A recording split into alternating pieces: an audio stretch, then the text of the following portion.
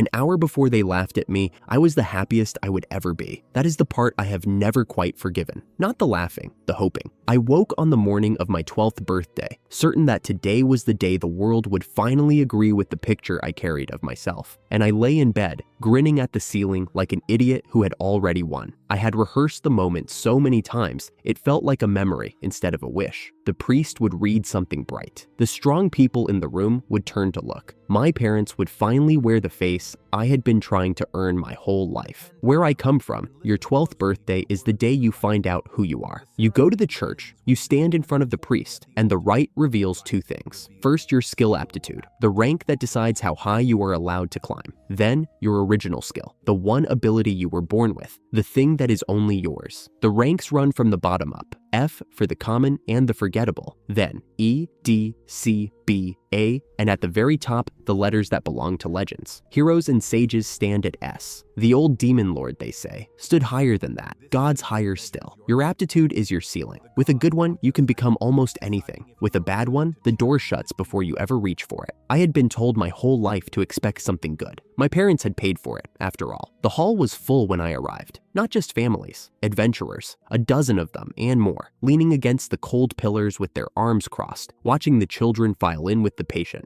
appraising look of men at a market. That was the other half of the ceremony nobody put on the invitations. The strong ones came to scout. When a promising aptitude came up, they moved fast to claim the talent before a rival party could, and a child could walk out of that church with a future already signed. I remember looking at them and thinking, by lunch, some of you will be looking at me. The priest was an old man with a beard that reached his chest. He called my name, and I stepped forward so quickly I nearly caught my foot on the altar step. My voice came out bright and certain when I answered him, eager, a boy sure of his welcome. I want you to remember that I sounded like that, because it is the last time I did for a long while. He laid his hand on the stone and began the rite, and a board of pale light unfolded in the air in front of me, the way it does for everyone. He read my aptitude first, then he stopped, right in the middle of the word, his mouth still open, and he pressed the back of his hand to his lips to smother something. It took me a full breath to understand that what he was smothering was a laugh. The rank he finally said was G. There is no G on the chart. The chart stops at FG is the joke you make about a result so low it should not exist. A punchline with no real number behind it. And the priest had just said it out loud, in a church, in front of every strong person in the city, about me. The laughter started somewhere in the back and rolled forward like a wave breaking. The adventurers who had come to claim talent found something better to do with their morning. They jeered. They said I had set a record, that no one had ever scored that low, that they pitied whatever sad little life I still thought I could build with a rank like that. One of them laughed so hard he had to lean on the man beside him.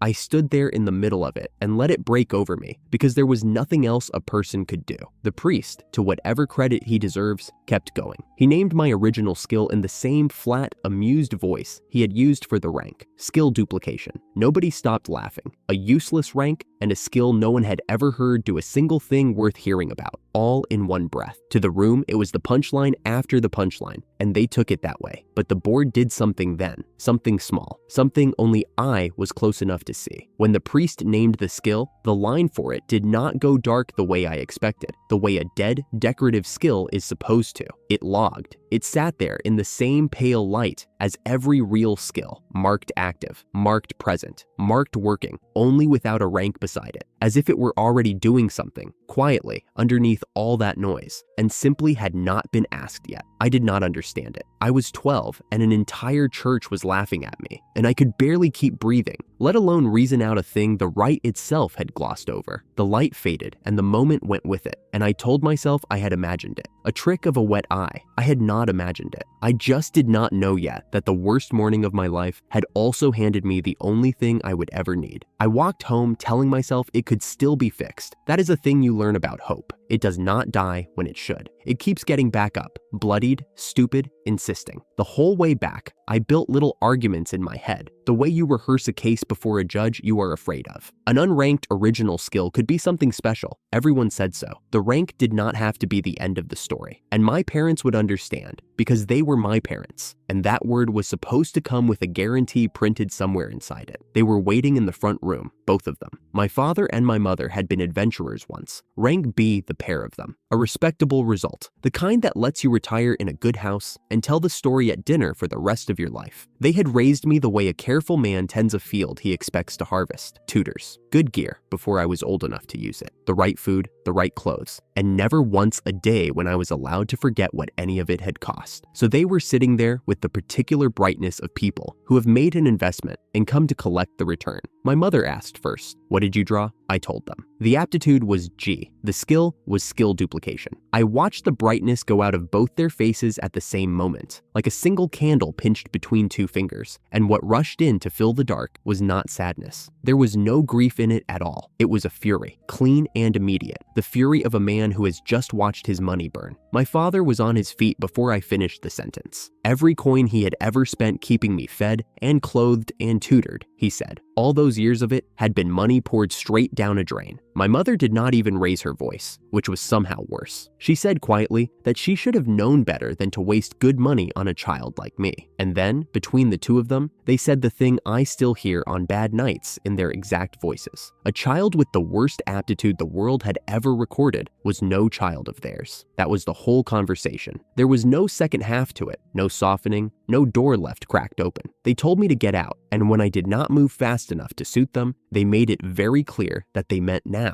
today, with what I had on my body and nothing else. I did not argue. I want to tell you I said something on my way out, something sharp enough to leave a mark, but I did not have it in me, and I am not going to pretend otherwise. I just looked at the two people who were supposed to catch me no matter how far I fell, and I understood, all at once, and far too late, that they had never once been planning to catch me. They had been planning to collect. The love had always had a price written on it in small letters at the bottom, and the ceremony had simply read the price out loud, and the number was 0. So I walked out of the only home I had ever had, and the door shut behind me with a sound much smaller than a thing like that should make. I stood in the street for a while. I am not proud of how long. There is a kind of crying you do where no sound comes out and your shoulders never move, where the only sign of it is that the cobbles in front of your feet go soft and double. I did that until I was finished with it, and then I made myself stop, because crying was a thing the boy from this morning did, and that boy had hoped, and I had just watched in detail where hoping got a person. I had no money, no bed, no name worth saying out loud, because the name had just been taken back along with everything else. I went through what was left to me, the way you check your pockets after a bad fall, expecting nothing, and there was exactly one thing in there, the Adventurers Guild. It was the single door in the whole city that did not care what the priest had said about me. I knew that much, the way every child knows it. The guild registered anyone without a criminal record, and it paid for work honestly done without docking a copper for low aptitude. A party could refuse me, sure. People could line up to refuse me, and given the morning, I assumed they would. But the guild itself, the institution, would write my name in its book, the same as it wrote a hero's, and then let me earn whatever I turned out to be strong enough to earn. It was not much of a plan. With a G aptitude, the highest skill I could ever grind my way up to was E, and E is barely a step above nothing. By every rule the world had just finished showing me, I was finished before I had started. But standing in that empty street with my face still wet, I made myself a promise that did not ask the world's permission. I would climb anyway. Not because I believed I could. I want to be honest about that, because it matters later. I did not believe it, not even a little. I made the promise precisely because I could not believe it, because a thing you decide when the odds are laughing at you is the only kind of thing that is truly yours. And underneath all the wreckage of the day, that strange flicker on the board kept turning over in the back of my mind. Patient, refusing to be filed away, active, working, waiting. I did not know what it meant. I decided, standing there, that I was going to find out if it killed me. Then I wiped my face on my sleeve and went looking for the guild. The guild was loud and bright, and smelled of old wood and warm bread, and I stood in the doorway feeling like something the rain had washed in off the street. I made myself walk to the counter anyway. The young woman behind it looked up at me, and I braced. After the morning I had had, I was braced for all of it. I expected the same smothered laugh the priest had given me, the same sneer, the same quick arithmetic that started with a glance and ended with me being worth nothing. I did not get it. "Welcome," she smiled like she meant it, which I had stopped expecting from anyone. "Are you here to register?" I told her I wanted to become an adventurer. It came out smaller and more uncertain than I wanted it to.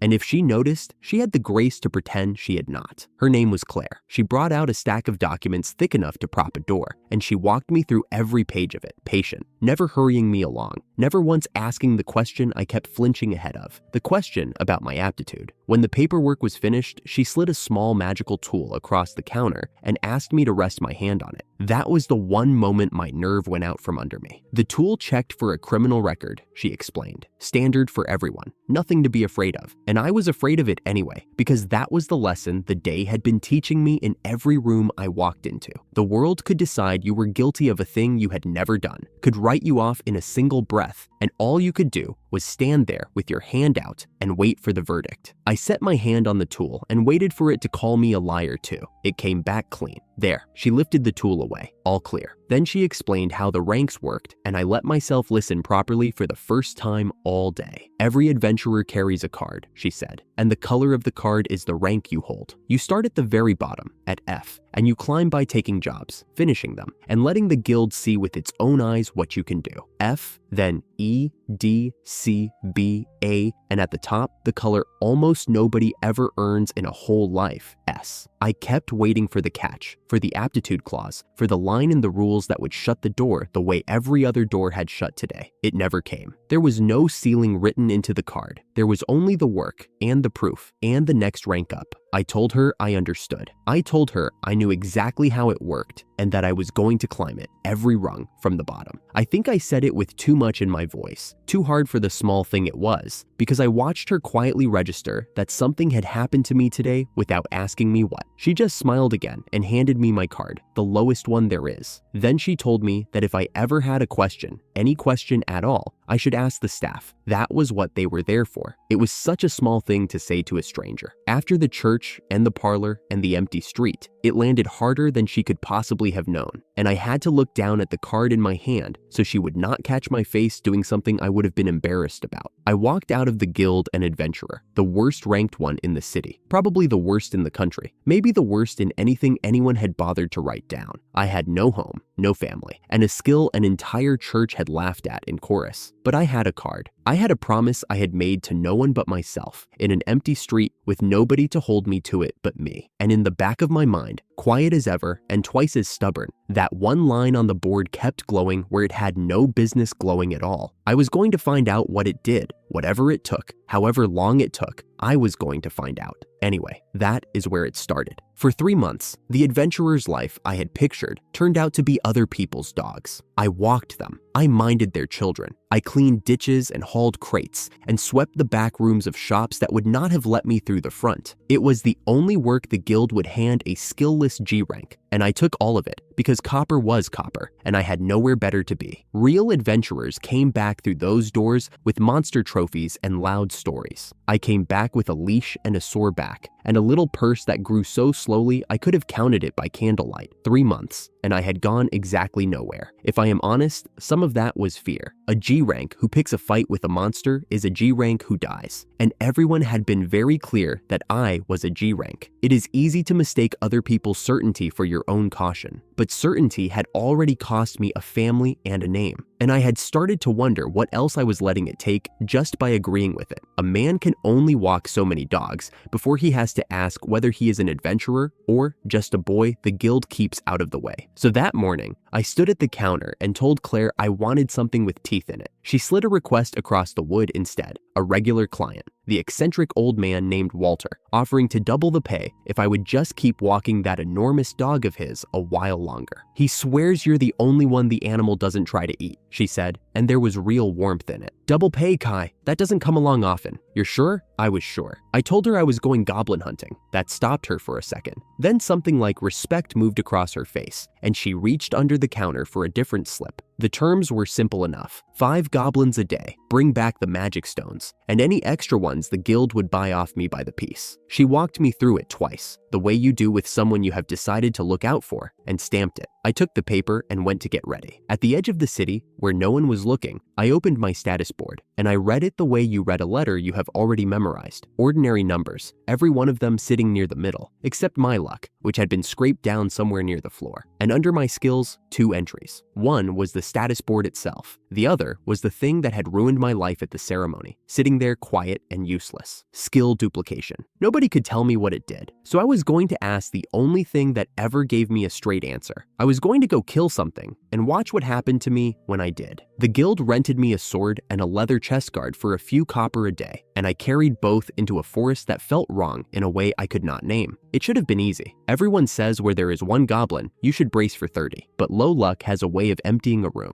And for half an hour, the trees gave me nothing but the sound of my own boots and the feeling of being watched by something that never showed itself. Then I found 3 of them. I had a stone in my hand before I had finished deciding to throw it. The first goblin dropped where it stood. The second was already charging when the next stone caught it across the temple and turned the charge into a stagger, and the rented iron did the rest. The third swung its club at the space where my head had been. It did not get a second swing, 3 down, 2 more to make the day pay. None of it took long, and I did not linger over any of it. What I lingered over was the feeling, or the lack of one. I kept waiting to feel different, to feel the skill do whatever a skill was supposed to do. Nothing announced itself, so I wiped the blade, pressed deeper into that wrong-feeling wood, and kept hunting until the light started to go. 8 hours and 21 magic stones later, I sat on the edge of a borrowed bed with a hot meal in my stomach for the first time in weeks, and I opened the board to see what the day had bought me. For a moment, I thought it was broken. My strength had climbed far past where 1 level should have been able to push it. Not a little past, absurdly past. The kind of jump that does not happen, that the guild instructors would have called a lie. And under my skills, where there had been almost nothing that morning, the list had multiplied. Throwing, over and over. One-handed sword basics, over and over. Body strengthening, stacked more than a dozen deep, each copy quietly adding its bonus on top of the last. Everyone learns the rule as a child. You cannot hold the same skill twice. Same type skills never stack. The higher rank simply swallows the lower, and that is that. It is one of the first laws they teach you about how a person grows. Original skills are the one exception to that law, and mine, the joke, the worthless one, the single letter that emptied a church into laughter. Mine was that exception, wearing its plainest possible name, skill duplication. It let me hold the same skill again and again and again, and keep every scrap of every copy. I sat with that in the candlelight longer than I want to admit. The thing they had thrown me away for was a door, and it had been standing open the entire time, and not one of the people who laughed had bothered to look through it. Not the priest who could not finish my rank without a smirk. Not the adventurers who told me I had set a record for worthlessness. Not my own mother and father, who had done the arithmetic on me in an afternoon and decided the sum was 0. They had all read the same single letter and stopped reading. I was the only one who turned the page. I wanted, very badly, to feel triumphant about that. I made myself not. Triumph is loud, and loud is how you get noticed. And I had just understood that the most valuable thing I owned was that nobody believed I owned anything at all. So I folded the feeling down small and put it where I kept everything else I could not afford to show. Tomorrow, I would test it properly. Tonight, I would simply sit with the quiet, enormous fact of it. The next thought arrived cold and clear, and a great deal more dangerous than the first. If it stacks like this from goblins, how far does it go? I went straight back to the guild, late as it was, and asked Claire if they had anything I could read about skills. She raised an eyebrow at the hour, then fetched a compendium so thick I had to carry it with both arms. It only goes up to C rank, she warned, setting it down.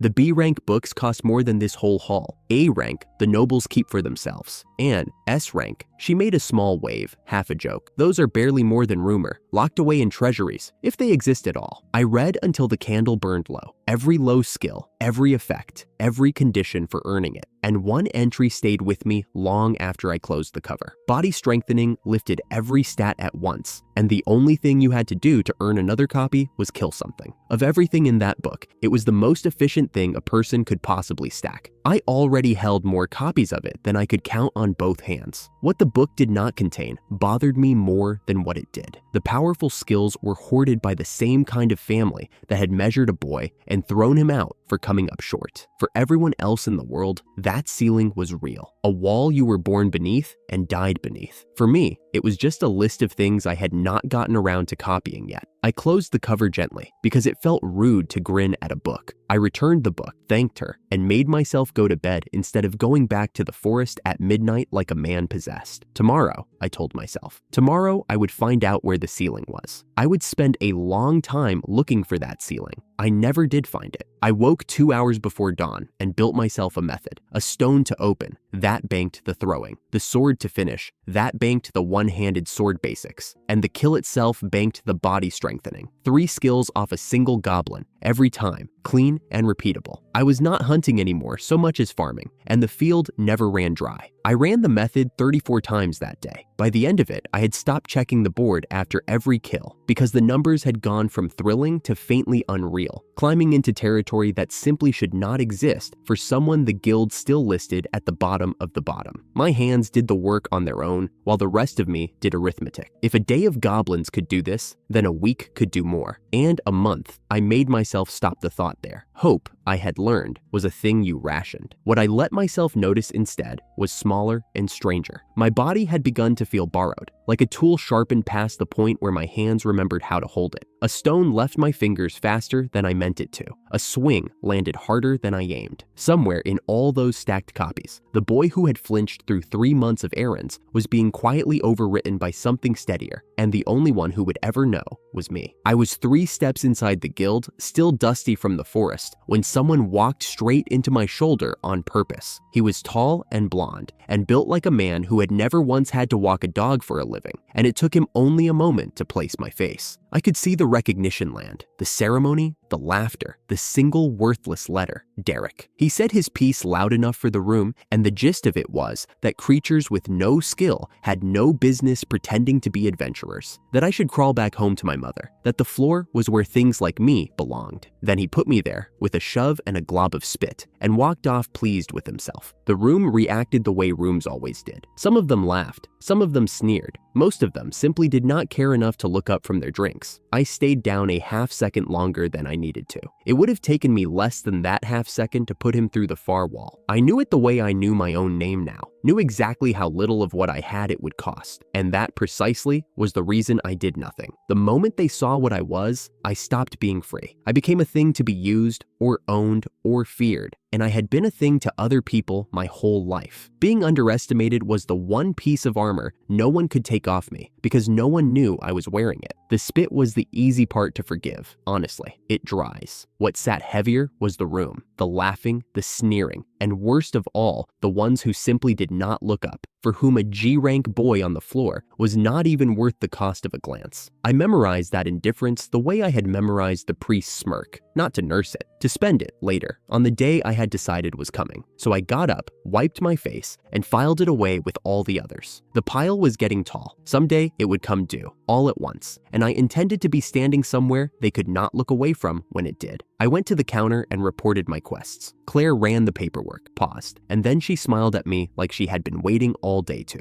"There's no need to rush so hard, you know," she said gently. "The quests won't run away from you." Then she slid a new card across the wood. It was red, E rank. The gap between what they saw and what I was becoming had just gotten a little wider. I pocketed the card and said nothing about it, which by then was its own kind of habit. A month went by, the way the good ones do, which is to say it went by in a blur of the same thing done well. Dawn to dusk, every day, until I was felling something near 50 goblins between sunup and supper, and my stats had quietly stopped resembling anything a guild card should be able to hold. To the rest of the world, I was a diligent E-rank boy, with more grit than sense. Underneath, I was building something none of them had a word for yet. Claire told me one evening that I would reach D rank within days, and then, leaning on the counter, she walked me through what the ranks even meant. E and below were the lower tier, she said. D and up were the middle. B and above, the upper. And at the very top, there aren't any S ranks right now, she said. Not one living soul. To make S rank, you have to put down a demon lord, or something its equal, and no demon lord has risen in 400 years. She said it like a closed door, a number so old it had stopped being a real possibility and become a kind of bedtime fact. Then her voice dropped, the way a voice does when the news is too big for the room. Word had come over the border from the neighboring kingdom of Marland. A girl there, Elena, they were calling her, had just awakened the rarest original skill there was, the hero. I did not understand then why that single word turned the air cold. Claire explained it in a hush, half thrilled and half afraid. A hero only ever awakens for one reason.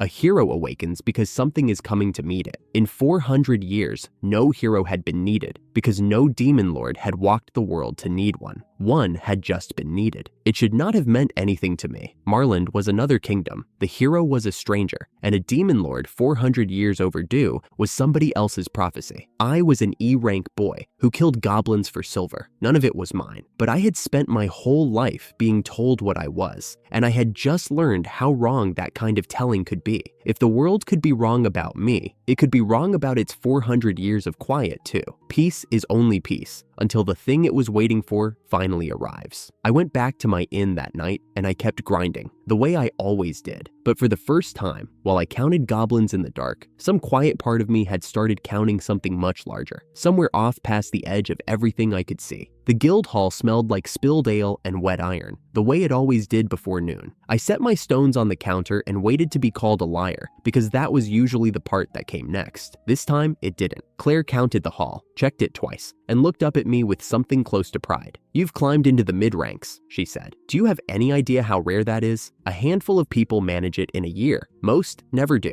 I told her I hadn't really noticed. That was a lie. I noticed everything. I noticed that the two seasoned fighters near the board had stopped laughing the moment they saw my card, and that the laugh had curdled into something more careful. Careful was new. Careful I could work with. "You should buy your own gear," she went on, sliding my pay across the wood. "You've got the coin now. Borrowed guild equipment is fine for errand work. It is not fine for what you're walking into." What I was walking into. She didn't know the half of it, and I wasn't about to tell her. On paper, I was a boy who had gotten lucky with goblins. Underneath the paper, I was something I didn't have a word for yet. Something that grew a little every time I did the same small thing twice. But the paper still mattered. The paper was the disguise, and a disguise with steel under it lasts longer than one without. I said I'd think about it, and I meant it. Then I left before the careful looks could turn into questions. The street was loud and bright and full of people who had somewhere to be. I was halfway to the Smith's Row when the crowd parted for a stretcher. There were 4 of them, 3 on their feet barely, holding up the 4th, who wasn't on anything. Their armor was good, real plate, the kind a party pools its money to buy,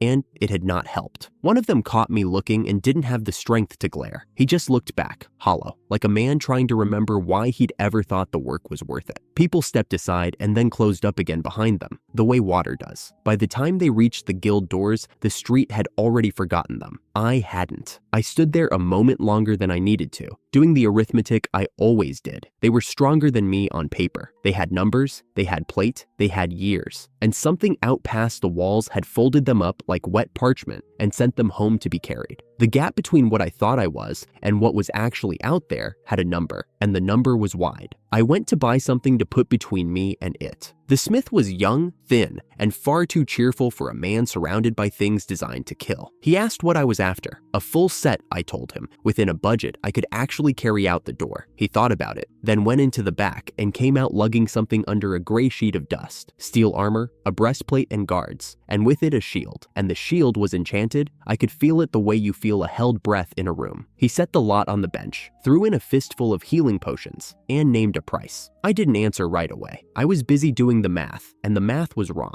The shield alone, with worked magic ore in it, should have cost more than the whole pile he was asking for. The armor on top of that, the potions on top of that. He was selling me a set worth a small house for barely a third of its weight in coin. "That's too cheap," I said. "Why?" The cheer went out of him like a snuffed candle. He looked at the gear, then at me, then at the floor. "They're accident weapons," he admitted, and the 2 words sat in the smoke between us, like something he'd been carrying too long. He told me the rest in a low voice, the way you tell a ghost story you half believe. The set had belonged to a noble. The noble had died wearing it, And ever since, the story went, bad luck had trailed the pieces from owner to owner, so no one in town would touch them, and they'd sat in his back room gathering dust and dragging down his shelf space. I am not a man who believes in luck. I'd had the worst luck stat in the building since the day I was born, and the only thing it had ever done to me was make goblins harder to find. A curse is just a story people tell about a thing they don't understand, and a full set of steel and an enchanted shield,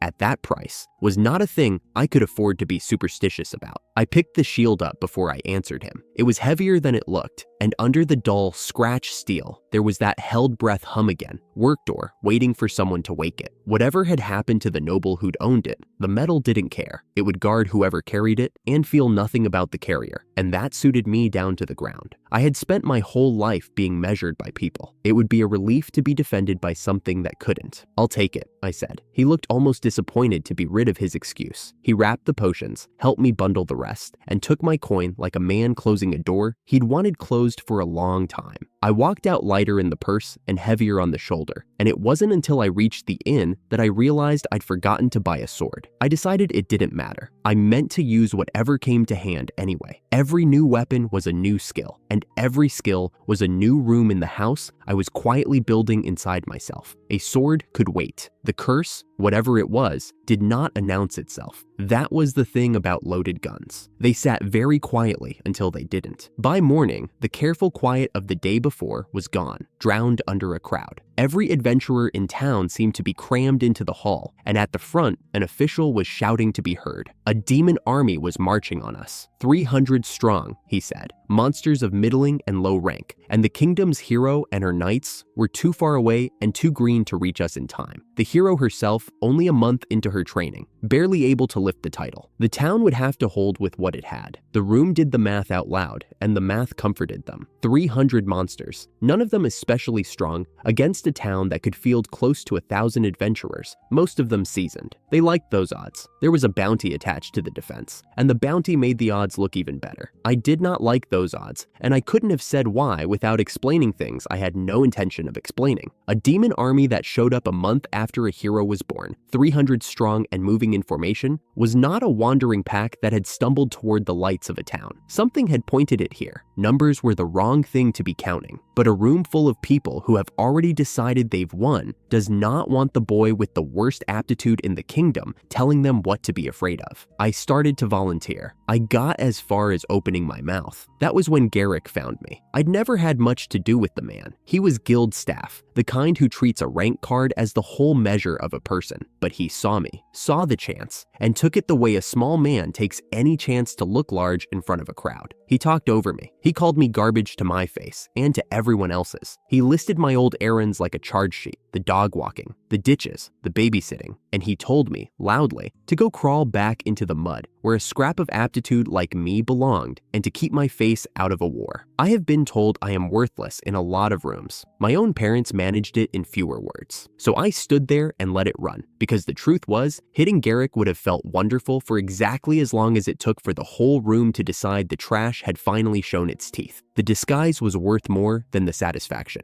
Barely, but it was. Then a voice cut across him, sharp as a dropped blade. "What do you think you're doing?" Claire had come around the counter, and she was not careful now, not warm, just furious. She planted herself between us and rounded on him. "Did no one ever teach you not to measure a person by their skill?" Garrick's face went through several colors. The crowd, which a moment ago had been happy to watch a boy get kicked, suddenly found the floor very interesting. Cornered, he muttered an apology, a thin, grudging, lying thing, and aimed a glare at me the whole time, as if the scene were something I had done to him. I accepted it, not because I believed it, not because I forgave him, but because Claire had spent something to defend me, and I wasn't going to waste it by making her stand there longer. I told him it was fine. It wasn't. I filed it, the way I filed everything, on the long, quiet list of things this town would one day be surprised to be reminded of. Then, I held to what I'd come to say, even if I never got to say it out loud. I was going to fight, not for Garrick, not for the bounty, not even, really, for them. For the simple reason that standing aside while it burned would have been its own kind of agreeing with him. In the end, I didn't march with them.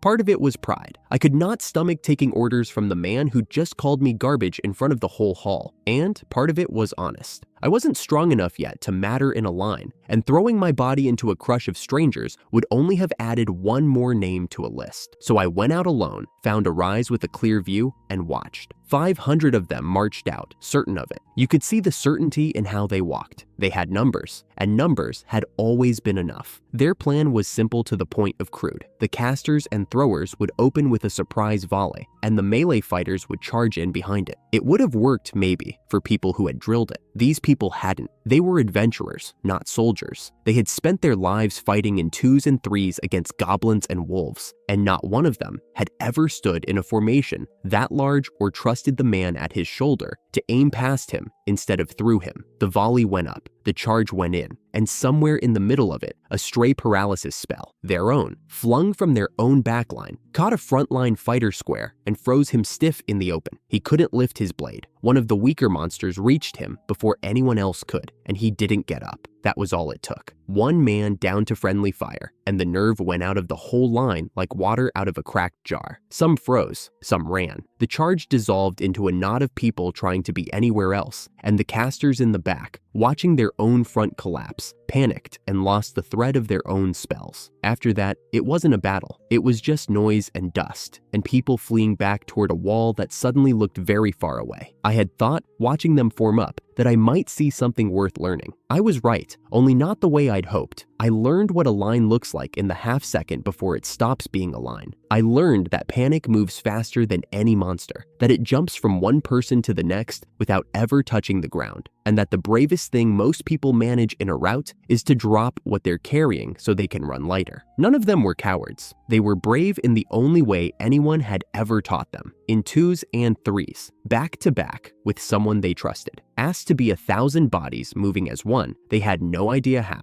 and no one had ever made them learn it. I stood on the rise with the cold wind pulling at me and felt no satisfaction in being right, just the lesson, landing hard and clean. Numbers don't win a fight this size. Coordination does. 1,000 brave fools who have never moved as one body will lose to 300 things that simply keep coming. I turned that over until I had it memorized. One day it would be my turn to be the one who did it right. When it was, I did not intend to learn this on the day it counted. They came back 2 days later, what was left of them. I won't dwell on how they looked, wrapped, limping, hollow-eyed, leaning on each other in the doorway of a hall that had sent them out cheering. More than 100 didn't come back at all. Half the close combat fighters were simply gone, the rest were carried. The monsters had pulled back of their own accord, barely thinned, as if the whole disaster had cost them nothing worth counting. I said I wouldn't dwell on it, and I won't, because the truth of it never lived in any tally. It lived in the way a man cradled his own wrapped arm like it belonged to someone else. It lived in the way nobody in the hall would meet anyone's eyes. It lived in the empty space at a table where a party of 4 had walked out 3 days ago and a party of 1 had walked back. The room had cheered them through these doors with a bounty on their lips. Now it just made space for them and looked away. The survivors turned their grief into fury, and they aimed it at the guild. They had been promised that careful fighting would bring an easy win. There had been nothing easy and nothing won. The enemy was supposed to be no worse than C rank, and yet C rank adventurers, real ones, seasoned ones, had died out there in the dust. And Garrick,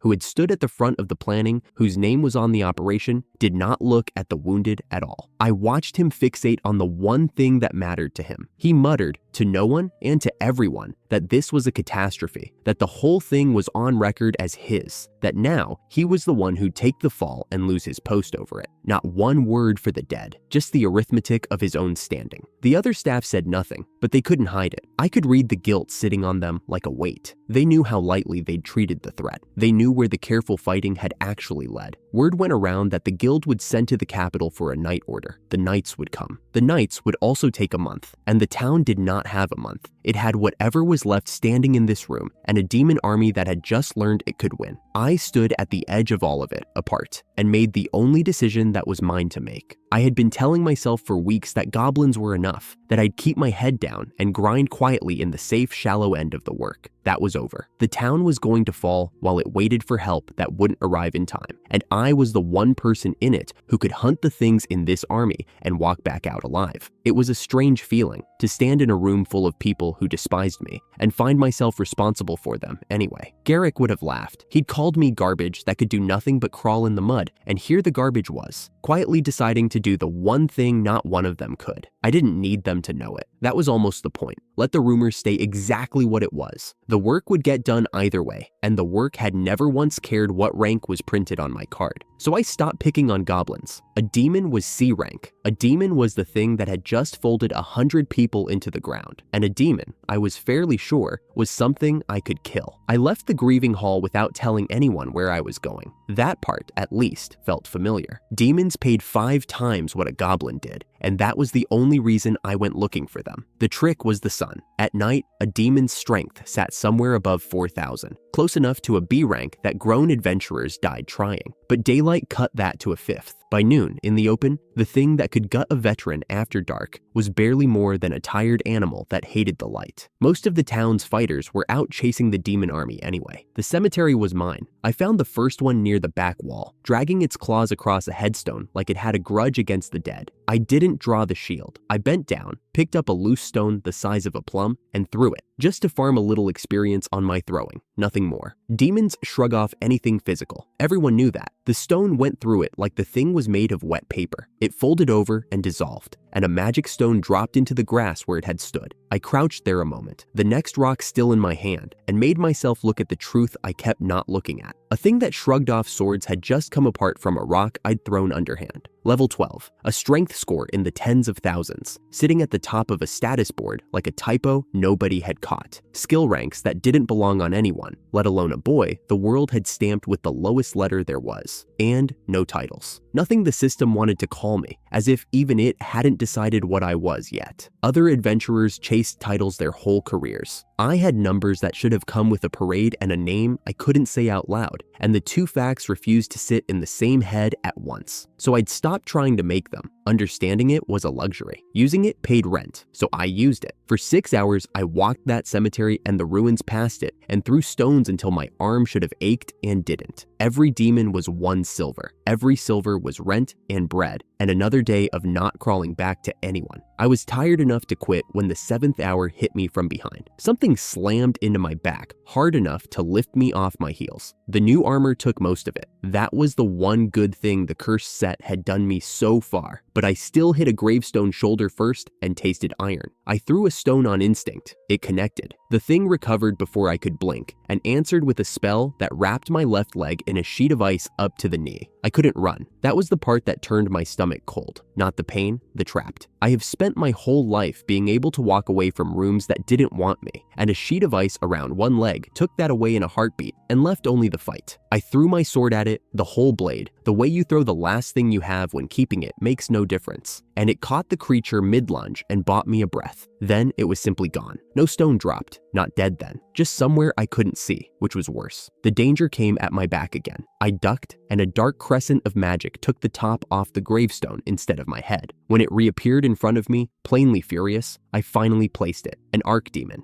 B rank, a teleporter, and teleporters, I'd learned a long time ago, are slaves to their own rhythm. It blinked behind me and struck. I stayed up. It blinked behind me and struck again, and I stayed up. And somewhere in the middle of taking those hits, the fear went quiet, and the cold part of me took the wheel. I stopped counting blows. I started counting the gap between them. Every single time it tore through space to reach my back, it landed stunned and stiff for the same 2 heartbeats before it could move again. A tax the skill charge that it couldn't choose and not to pay. Always my back. Always 2. Powerful things lean on patterns the same as weak ones. They just get away with it longer because nobody lives long enough to watch. So the next time the air tore open behind me, I didn't turn to look. I counted 1, I counted 2, and I swung blind into the place it had to be. The blow went home. The archdemon shuddered, came apart, and left its magic stone steaming in the frost. I stood there breathing in the cold, legs still half frozen, and said the only thing worth saying out loud. This job was not worth what they paid for it. The man at the counter wasn't Claire. That was the whole problem in one sentence. I set the archdemon's stone down and told him the truth, because the truth was all I had. A B-rank demon had come down on me in the cemetery, and I'd put it down. down. He looked at the stone. He looked at me, the boy with the worst rank on record. Then he laughed in my face. He called it a lie before I finished the sentence. Said there was no chance someone like me had killed an archdemon, that I'd obviously bought the stone off somebody, that claiming a kill I hadn't made was a false report. He slid the stone into a drawer like it had always been his. Then he docked my points for the lie on top of it. I could have ended it right there. One throw across the room, one demon-killing stone buried in the wall a finger's width from his ear, and he'd have believed every word for the rest of his short, surprised life. My hand was already in my pocket. The rock was already warm from my fingers. It would have felt good. That was the honest, ugly part. It would have felt like an entire year of being called a liar coming out of me at once. I left the rock in my pocket, showing them what I was, here, over one stone and one lazy man, would buy me a single afternoon of being right and a lifetime of being watched. The whole value of being underestimated is that nobody guards against you. I wasn't going to trade that for the cheap pleasure of a clerk's face going white. So I stood there and did nothing, which was the hardest thing I did all day, and the only smart one. There are 3 ways a monster gets into the world. It grows out of the land and the loose mana in it. It breeds, or something far above me reaches down and makes it. An archdemon turning up where no archdemon should be was exactly the kind of thing a guild with a working brain investigates instead of pocketing.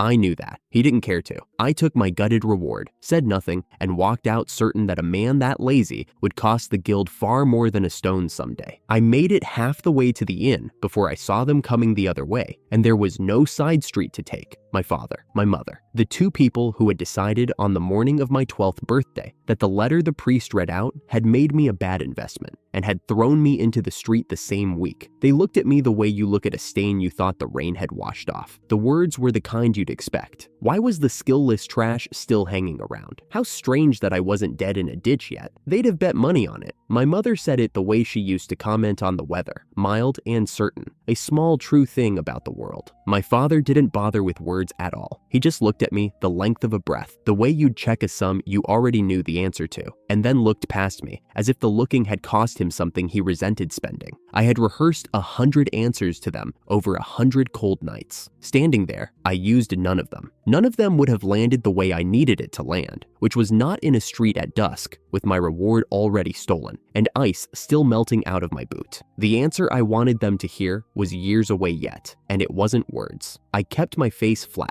I didn't give them a flinch, because a flinch was the only payment they were after, and I'd be damned before I handed it over. But I filed every word away, neat and dated, the way I filed everything I meant to collect on later. And here was the thing they didn't know, the thing that had started turning in the dark corners of that town like a coin nobody could quite read. Word was getting around. Out near the forest, somebody was thinning the monsters that should have been overrunning the roads, and the name attached to the rumor was the skillless reject the guild had written off. I heard later how that rumor landed in houses like the one I'd been thrown out of, and at counters like the one that had just robbed me. They laughed it off. Someone had the names mixed up, surely. That boy could never. It was almost funny, listening to people set themselves up to be wrong with that much confidence. Almost. After the archdemon thrashed me, I had the sense to stop hunting things that could kill me and go back to goblins. Not for the coin this time, for the magic. The shield I'd been sold cheap carried a holy enchantment. Pour mana into it, and it spat out a ray of clean light. No piercing weight to it, but enough to stagger a thing and put it down, and more to the point, enough to teach my body what casting felt like. Kill goblins with it long enough, and the system would hand me Magic Novice, then Magic Basics, the way it handed me everything else, by sheer, stubborn repetition. Each shot cost me 50 mana, give or take. 20 shots, and I was empty. So I capped myself at 20 kills a day and called it work. It went fine for about a month. Then it stopped going fine, because there were no goblins. Where I'd normally flush 50 out of the brush in a morning, I found 5, then 3. The forest had gone quiet in a way that had nothing to do with me. Goblins breed like nothing else alive and die inside 3 short years, and they leave bodies where most monsters leave only a stone. So a collapse like this meant something had moved into their range and either eaten them out or scared them off. Something big enough to empty a forest. I stood in the silence with the shield cooling on my arm and thought, Of course. Of course it would be the thing nobody wanted to look at. Claire took it seriously, which was the only reason I bothered reporting it at all. I told her the goblin count had cratered, 5, where there should be 50, and that an empty forest usually meant a full one somewhere nearby. She didn't wave it off. She wrote it down, frowned at her own handwriting, and told me she'd look into it. The numbers really have dropped that far, she said. Half to me and half to the counter. Understood. I'll find someone. She didn't get the chance. The guildmaster came through the back like weather. Big man, loud, the kind who fills a doorway on purpose. He'd heard enough to decide it was nothing. A few missing goblins, and I wanted him to spare investigators. They were stretched to the bone hunting the demon lord's army that had walked off the map. The only reason this one, me, couldn't find goblins, he said, was that my scouting was useless on account of my not having any real skills to scout with. Claire started to push back and he rolled right over her. I watched her go quiet under it, the way you go quiet when the man signing your wages tells you to.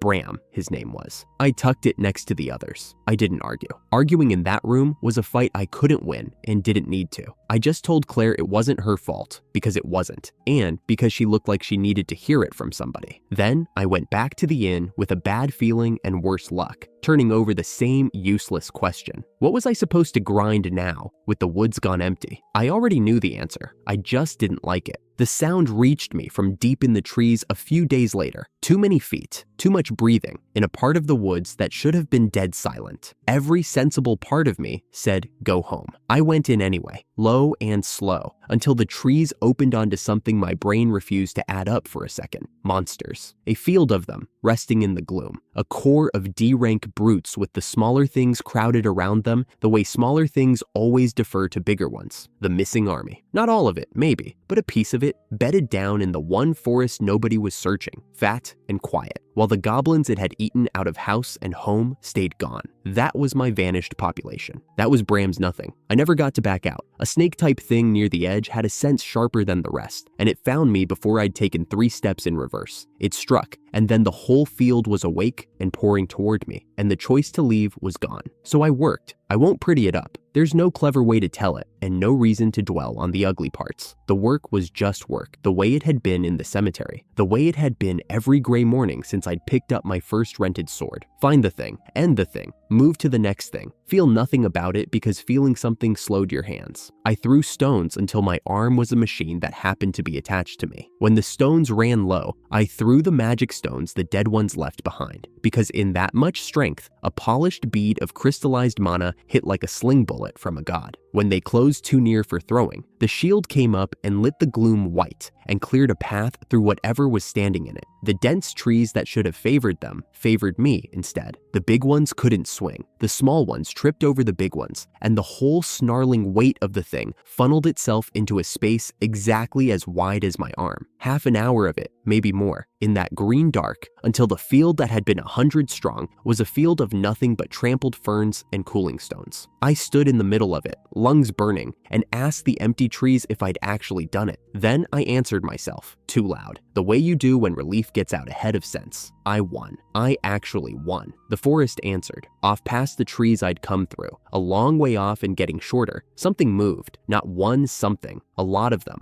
a low rolling pressure of feet and breath that I felt in the ground before I heard it in the air. And I understood, with my own stupid shout still hanging there for anyone to follow, that I'd had it wrong from the first step. This hadn't been the army. 100 monsters bedded down in a forest is not an army. It's the picket line an army leaves at its edge while the rest of it sleeps deeper in. I'd cleared the front porch and called it the house. The rest were still coming, and I had just stood in the middle of the quiet and told every one of them at the top of my lungs exactly where to find me. My shout was still hanging in the air when the forest answered it. I heard them before I saw them, the wet slap of many feet, the rattle of crude iron, that low chattering that goblins make when there are too many of them to be afraid. The 100 I had cleared had only been the front edge. The rest were coming, and I had just told them exactly where to look. I turned to run. That was the smart move, the only move, and my body knew it before my mind finished the thought. I made it 4 strides. Then an arrow took me through the foot. I went down hard in the leaf litter, the pain white and total, my own weight driving the shaft deeper. A goblin archer somewhere in the dark had loosed on a limping shape and gotten lucky. I rolled onto my back because that was all I could do,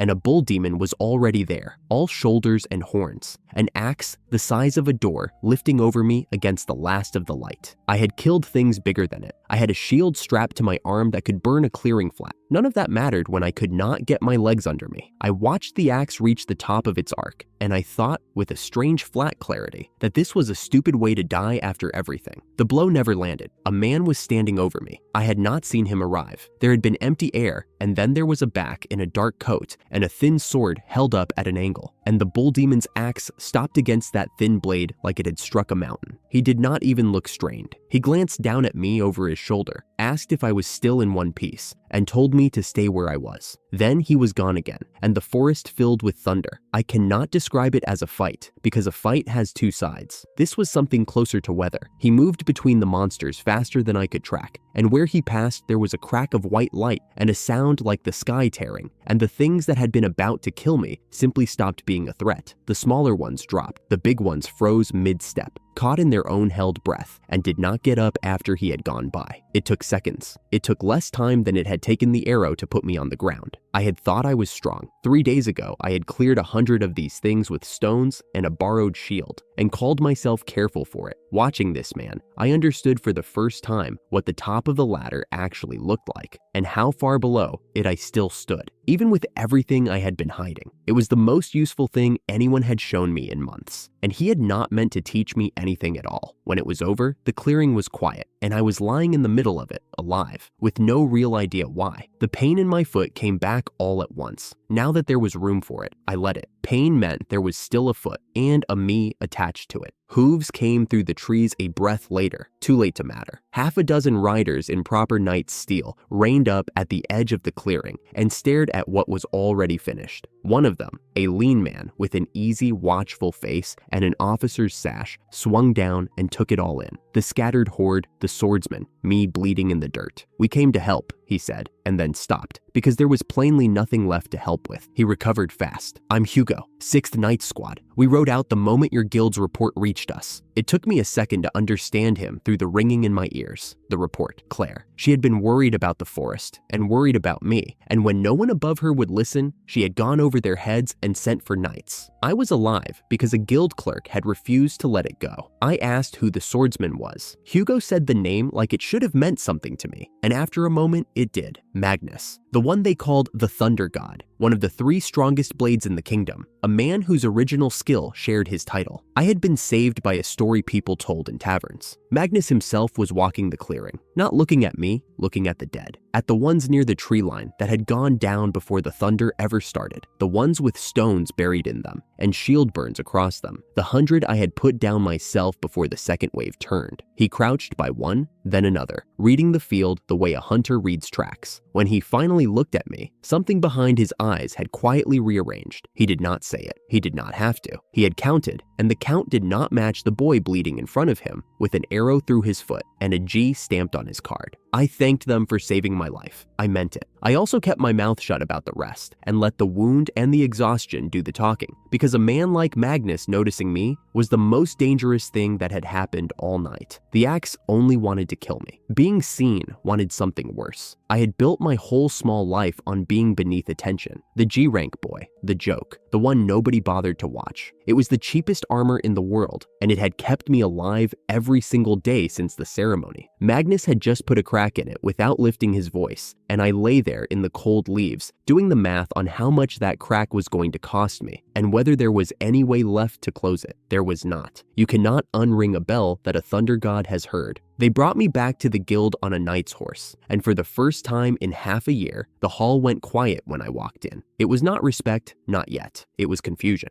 The knights of the 6th had ridden in with the trash boy, and Hugo was telling anyone who would listen that this young adventurer had cut down something like 100 of the demon lord's army on his own before the rest fell on him. I tried to wave it off. Weak monsters, a lucky matchup. Nothing 100 of them couldn't have done. Hugo looked at me like he knew exactly what I was doing and decided, for now, to let me do it. Then Bram came down the stairs. I will not give the guild master's words room to breathe, because they were not worth the air the first time. He called me useless in front of the whole hall. He called me a burden who had dragged the knights out here and embarrassed the branch. He said I would answer for the trouble I had caused. And somewhere in the middle of all that bluster, without quite meaning to, he admitted he would have been just as happy if the forest had kept me. The hall heard it. Hugo heard it. What happened next, I did not have to do anything for. I just stood there and watched it land. Hugo stepped forward, and the easy warmth was gone from his voice. He did not shout. He listed. The guild had a standing rule to save a life that could be saved. And Bram, it turned out, did not even know his own rule. There had been a warning about the forest, reported properly, and Bram had buried it. There had been an order not to throw adventurers at the Demon Lord's army, and Bram had thrown them anyway. That was where the 100 dead from the failed defense had come from, the ones whose names the hall still remembered. There was money missing from the branch's books. There were the kills he had let his clerks confiscate from me and the rank he had let them dock. There were his own people, underpaid and bullied into silence, point by point, in a flat, clear voice, in front of everyone Bram had ever lorded over. I watched the man shrink. He had spent every one of my visits looking at me like something scraped off a boot, and now the same hall that had laughed along with him was watching him with that careful, hungry, quiet people get when they realize a powerful man is about to stop being powerful. A few of the adventurers near the back had the decency to look at the floor. Most of them just watched. I knew that feeling from the other side of it, being the thing a room agreed to look down on. I had not expected to enjoy seeing it land on someone else quite this much. I had spent months being made small in this hall, and I stood there and watched it happen to him instead. And I will be honest, it was the cleanest thing I had felt in a long time. Not loud, not triumphant, just a knot somewhere in my chest. One I had carried so long I had stopped noticing it, loosening by a single turn. Bram did the only thing men like him have left. He swung. He came at the knights with his fist, and Magnus put him on the floor before the blow was halfway there. One motion, no flourish. The guild master folded and did not get up, and 2 of the 6th picked him up by the arms and carried him out of his own hall, while the room watched in dead silence. It should have felt bigger than it did. A man who had stolen from me and left me to die was being dragged out the door, and what I mostly felt was a strange, tired amazement that it had taken this much, a thunder god and a forest full of corpses, just to crack open one lie about who I was. One lie, the guild's lie. My parents were not in that hall. They had not heard a word of it. The debt that actually mattered to me was still sitting exactly where it had always sat, untouched, 2 streets away in a house that had thrown me out. But it was a start. I let myself have that much. Hugo came to find me 3 days later and let himself in like we were already friends. The news he brought was better than I had let myself hope for. Bram was finished, dismissed, the misconduct too long a list to bury. They had retested the staff he had packed the branch with, and something close to half of them had washed out. Clerks who had never earned the badges they wore. The ranks he had rigged were going to be looked at, every unfair deduction flagged to be undone, mine among them. Between the army I had thinned and the months of points stolen back, my card was finally going to climb towards C rank. I sat with that for a moment, a rank I had earned half a year ago, handed back to me only because a guild master finally got caught. That was the part that stuck in my throat, not gratitude, arithmetic. None of what I had actually done had moved the number. The number had moved because a man with a sash had walked into the right room. I filed that away with everything else I knew about how worth got decided in this kingdom, and how little of the deciding ever happened in the hands of the person being weighed. Still, C rank. The receptionists who had docked me would have to stamp it themselves. There was a small, petty pleasure in that I did not bother to talk myself out of. Hugo watched me take it in. Then, lightly, like it was nothing, he asked whether I had really brought down an archdemon out there, because that was B rank work, and B rank work did not belong to a boy who looked like me. I told him it was a lucky matchup. I told him I was no B rank. He smiled and did not believe a word of it, and had the grace not to push. He proposed a spar, just the 2 of us, friendly, no stakes. I said no. I had nothing to gain from it and a great deal to lose. The moment I showed a man tied to the crown what I could actually do, I stopped being a boy nobody wanted and started being a tool somebody owned. I had watched authority decide what I was worth once already. I was not in a hurry to hand another set of hands the chance. Then Hugo changed the price. Beat him, he said, and he would write me a pass to the royal capital. I accepted before he finished the sentence. The capital was where the academy was, where the path I had been quietly walking toward actually led, and there was no getting through its gates without a toll I could not pay or a pass I could not get until now.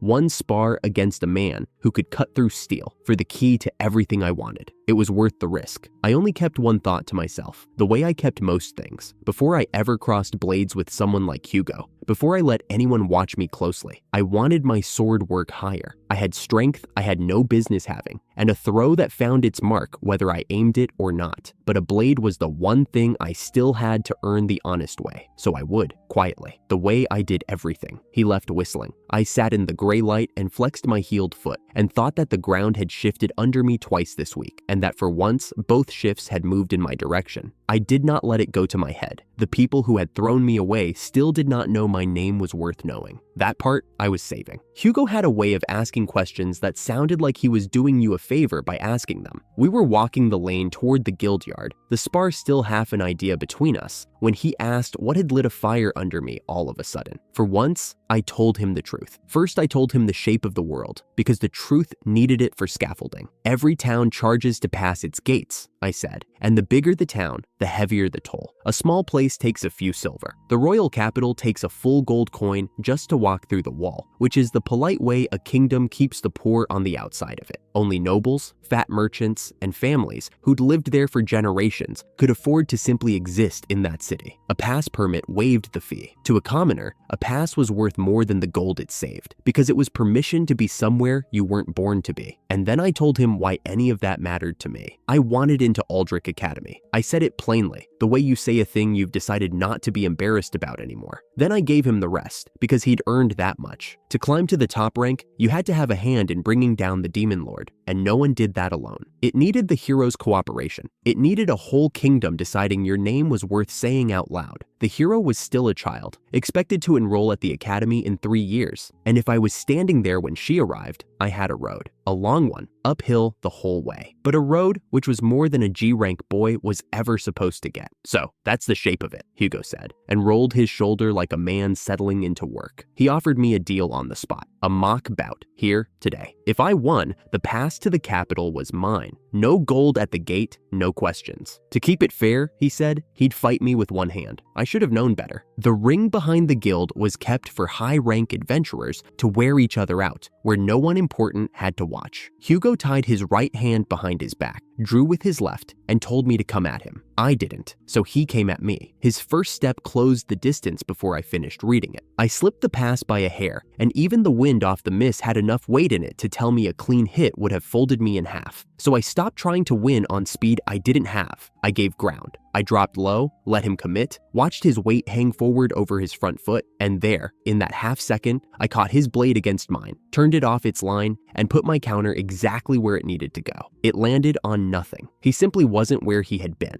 One blink, he was leaning into my counter. The next, he was a full stride out of reach, and the bout ended the way a heavy door closes. A single controlled tap with the flat of his blade that sat me down in the dirt. No flourish. He held back. I came to a moment later, sore through the ribs and whole everywhere that mattered. When the world stopped tilting, he told me what had happened. An original skill of his, the kind that triples every number a man has for a short window. Most strong fighters carried something like it, an original combat skill that fed them bonus growth every level, which was exactly why men with one pulled so far ahead of men without. He hadn't needed the trick against me. He'd used it anyway, and that told me more than the loss did. He wasn't measuring me as a threat. He was measuring me as a thing worth being careful around. You could have just handed it over, I said, brushing grit off my palms. For your cute future junior, he laughed. A wager was a wager, he told me, and held out a hand to pull me up instead of a pass. So I'd be paying the gold coin at the Capitol gate out of my own pocket like every other commoner. Fine, I'd pay it. I sat a breath longer, taking stock of my own strange arithmetic the way I always did after a loss. A body that should not have managed half of what it just had. A strength that towered so far over the rest of my numbers, it looked like a clerk's mistake. A luck so low I'd stopped reading the line. I was barely past my 17th year, and I'd made a one-handed knight of the 6th spend a trick to close the distance. And I'd let him believe the trick was what won it. That part I kept, folded small and tucked away where he couldn't see it. A man who knows exactly what you can do can plan around you.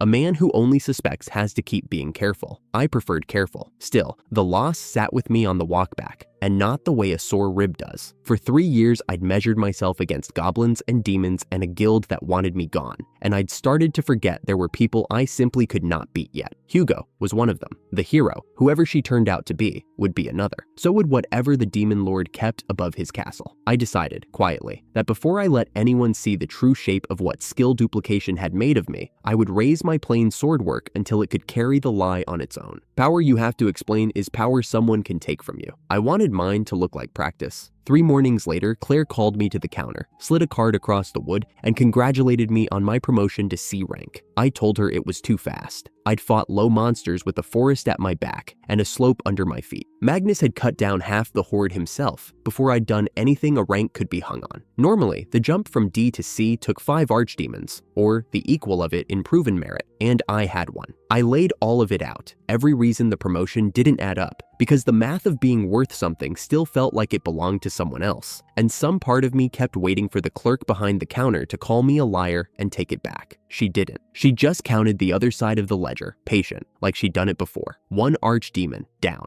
A solo stand against the army's push when grown parties broke and ran. Years of crooked deductions, finally reversed. The card wasn't a gift, she said. It was the correction. It helped that I trusted the hand giving it. The guild that had cheated me for years wasn't the guild standing in front of me now. The old master gone, his crooked clerks washed out after him. The place still smelled like spilled ale and wet iron, but the people running it had changed, and for once, the correction in my hand had honest fingerprints on it. That mattered more than the rank did. It was also pink. I said so. I held it up with as much dignity as a man can hold a pink card and asked why the C rank had to be that color. And she told me the old story without missing a beat, that long ago, each rank's color was chosen by a different hand. The hero picked one, the king another, the guildmaster, the people, the knight commander, each took a turn, and the queen, when it came to hers, had looked at the C rank and chosen pink. So I had royal taste to thank. I tucked the thing away where I wouldn't have to look at it, underneath the grumbling, quiet enough that I didn't let it reach my face. The thing it actually meant sat down in my chest and made itself at home. The boy a church full of strangers had decided about in a single breath. The boy they'd read 1 letter off a board for and laughed. That boy was holding a mid-tier rank now, in the same hall where men had built whole afternoons out of mocking him. And the card was real, and no one could take it back. Word like that doesn't stay in one building. It traveled the way I'd have wanted it to, if I were the sort of man who admitted to wanting things. It reached an old crowd of adventurers who'd made sport of me. It reached, in time, a house with brass buttons on the coats and a name they'd been so quick to take back. The skill-less trash, a recognized C rank. I heard later my father called it a clerical error, a fluke that would correct itself by winter. He could keep thinking that. I wasn't going to be the one to explain it to him. When the debt finally came due, I wanted him close enough to watch my face while it did. Claire let me have the moment, then folded the next thing into it so smoothly, I almost missed the seam. An investigation team was forming, she said, for the graveyard, where the archdemon had first surfaced. C rank or above only. The first to find the thing was expected to join. I looked at the pink card. I looked at her. I ran the arithmetic again, and this time it added up too neatly. The promotion hadn't only corrected my record, it had cut me a key to a door I'd never asked to walk through, and the door had been standing there the whole time, waiting for the key to be made. You timed this, I said. She smiled the way honest people smile when you've caught them doing something for your own good, and she didn't bother to deny it. I could have walked. I had the rank now. I didn't owe anyone a graveyard full of questions, but the questions were already mine. The archdemon I'd put down where it had no business being. The cheap, cursed gear still strapped to my arm, carrying a curse no one could name.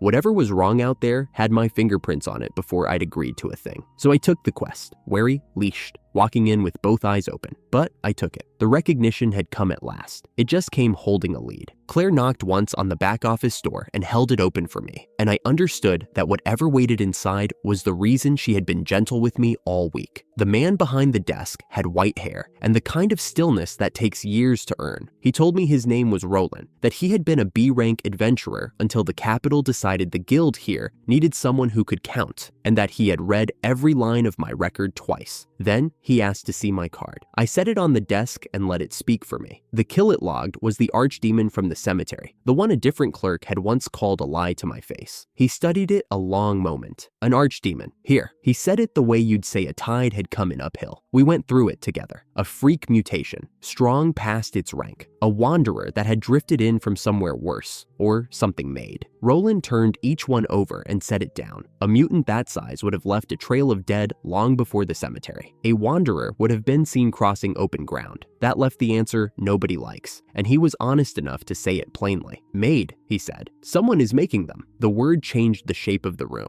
Scattered monster trouble is weather. A thing that is being grown on purpose has a hand behind it, and a hand has a face, and a face can be found. I felt the floor of the story tilt under me, and I think that was the moment the real question woke up. Not what is happening, but who and why, and how much worse it gets before we know. Roland wasn't going to send anyone into that alone. He had Claire draw up a request for extra hands, and by the time the ink dried, there were 5 of us standing in his office. A lean man with a bow named himself Marcus, C rank, an archer whose skill sharpened his eyes until he could read a tree line at half a mile. A tall woman with a great sword across her back said she was Grace, D rank, and that she hit hard, which I would learn was the most modest thing anyone said all day. A bright woman with a short sword and a satchel of chalk and string was Emily, D rank, and she told us before anyone asked that her real worth was a search skill that found what hid. The last was a sandy-haired mage, Paul,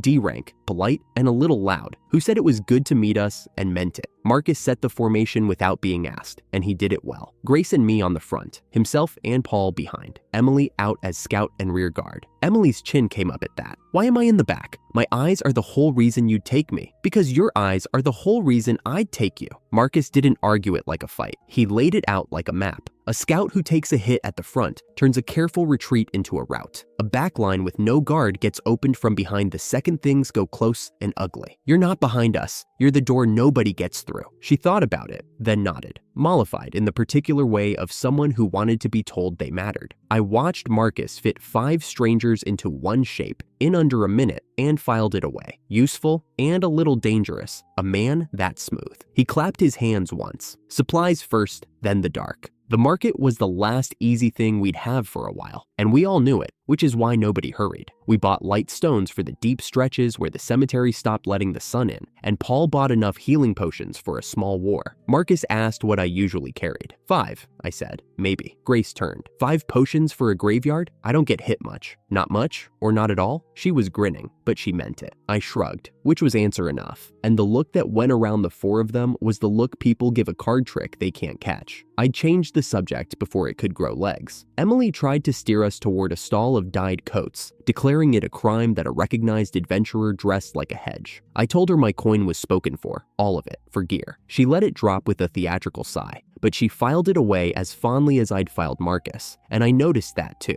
that she'd already decided to like me. No proof required, which after the last few years was its own small, strange weather. We finished fast. Nobody said the word Roland had said, but it walked with us the whole way to the cemetery gate. You don't make small talk over a thing that grows monsters in the dark. You just keep your hands busy and your jokes light and pretend the quiet is about something else. We set the formation at the gate and went in the way Marcus had drawn it. I took them to the center first, the patch of trampled ground where I'd put down the first archdemon, because if anything about this place was wrong, it would be wrong there. Emily walked it with her search skill open and her string and chalk out, and found nothing she could name. I had Paul read the air. Mages can feel ambient magic the way the rest of us feel a draft, and the number that matters is simple. An archdemon does not get born out of thin air, unless that air is thick with power for a long, long time. He frowned and said it was high. Then, before I could hope, he said it was nowhere near high enough, not by years. So we searched, 4 hours, down to the lowest, oldest part of the cemetery, where the light stones threw our shadows up the walls and the cold got into the seams of my armor. We found graves and damp, and the particular silence of a place that has forgotten the sun. We found nothing that explained a single thing.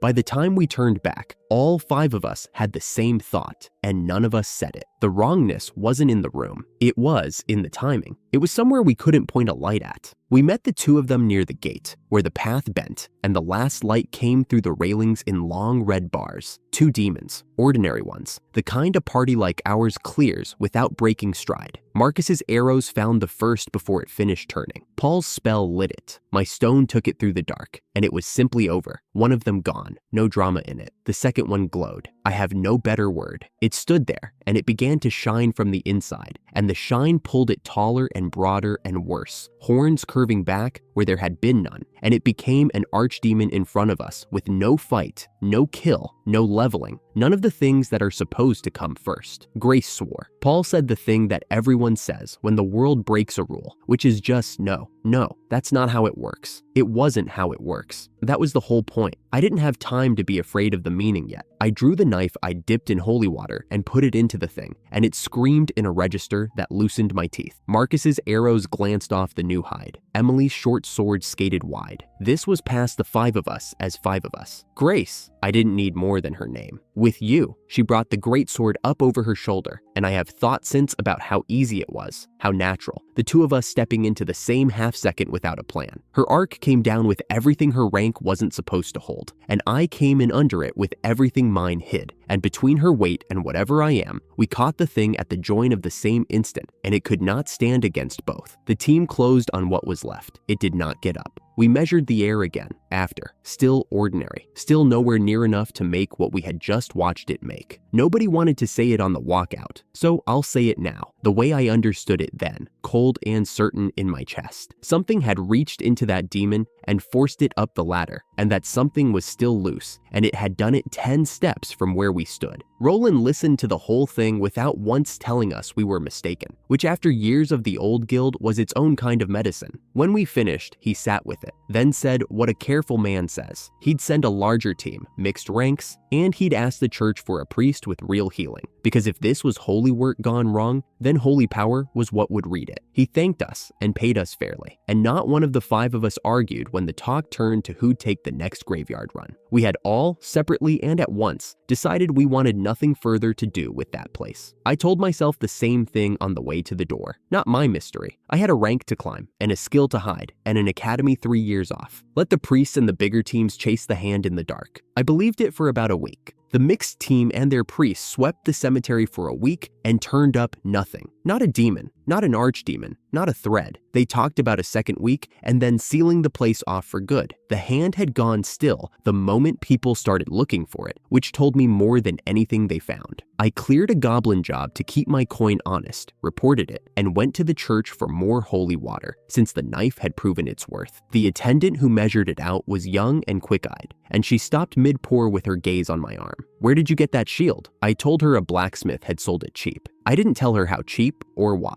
"It's cursed." She set the bottle down and came around the counter. "The armor too," she said, both of them carrying a curse old and quiet, the kind that rides a thing for years without announcing itself. I asked where a curse like that comes from. "Off a monster, most often," she said. "They leave one behind when they kill, the way a wound leaves a scar." The blacksmith's words came back to me then, the part I'd shrugged off in a cheaper, stupider mood. The gear had belonged to a noble an archdemon had killed. I kept my voice level. Could a thing like this make a monster evolve if you carried it near the same kind it came from? She didn't even pause. "There were precedents," she said. Cursed gear brought close to its own kind could feed a monster, push it, ripen it past where it should go. I have been afraid in a lot of ways. This was a new one. I thought of the cemetery, of the demon that glowed and grew with no cause anyone could find, and of the cursed steel I had been wearing the whole time I stood in that ground, the whole time I fought the first archdemon at its center. I did not know if it was me. I knew I would not spend one more day being a thing that might be the answer to the question everyone was hunting. "Take it off," I said. "The curse, not the enchantment. Leave the holy light in the shield. I need that. The curse today. I don't care what it costs." She named a price that should have made me haggle. I paid it without a word and stood there while she worked it loose, strand by strand, until the air around my arm felt like air again. I walked out lighter in the purse and heavier everywhere else. The mystery hadn't been solved. It had only moved out of the cemetery and into my own hands, and out again now that I'd cut it free. Somewhere, a hand was still growing monsters on purpose, patient enough to go quiet the second it was watched. I didn't know its name yet. I was going to.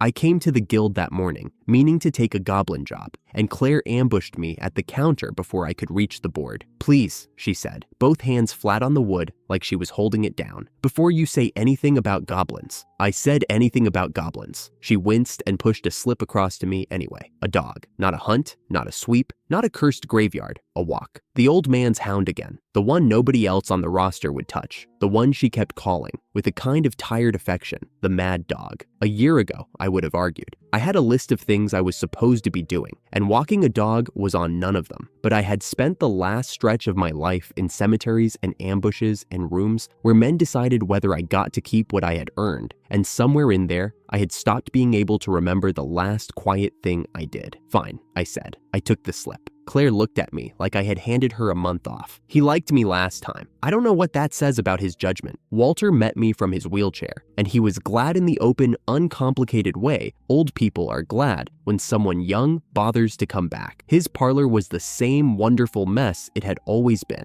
Brass half machines on every surface. Things with gears that did nothing I could name. He could not get down on the floor with his dog anymore. He told me Comet had been lonely. He said it lightly, the way you say a thing you have decided not to be sad about. And then he asked after me, as if my answer were the most interesting thing he would hear all week. Comet decided my answer could wait. He had grown. The last time I walked him, he had been big. Now, he was the size of a small barn that had learned to love. A wall of warm fur that crossed the room in 2 strides and put his paws on my shoulders and very nearly took us both into the wall. I got an arm up. I told him to sit before he flattened his only friend with a leash license. He did not sit. He grinned the way only enormous dogs grin, like the whole idea of me was the best news in the world. Walter laughed, soft and rattling, and waved us out the door. A 5-meter hound on a leash does not get walked so much as negotiated with. Comet wanted the school, where children shrieked in the good way and pressed their faces to the fence. He wanted the riverbank, the hill with the long view, the loud streets that smelled of bread and iron. He wanted, as far as I could tell, everything, all of it, at once, and he wanted to share it with me. I let him pull. It was the first afternoon in longer than I wanted to admit that nobody needed me to be dangerous. Word travels in a town like ours, and not all of it stayed in the town. Out past the gate, the people who had cut me loose at 12 were starting to hear that the boy with the joke of a skill had put down an archdemon and earned a real rank. My father laughed it off again. Somebody else's son, surely. It cost me nothing to be laughed at by a man who was not in the room. That was the new part. I walked a giant dog along a bright river and let the rumor do its slow work without me. By the time we climbed the hill, Comet had stopped pulling. He sat against my leg, heavy as a debt I was glad to owe, and we watched the town do its small ordinary business below us, and I did not think about a single thing that could kill me. Months folded over each other the way good months do,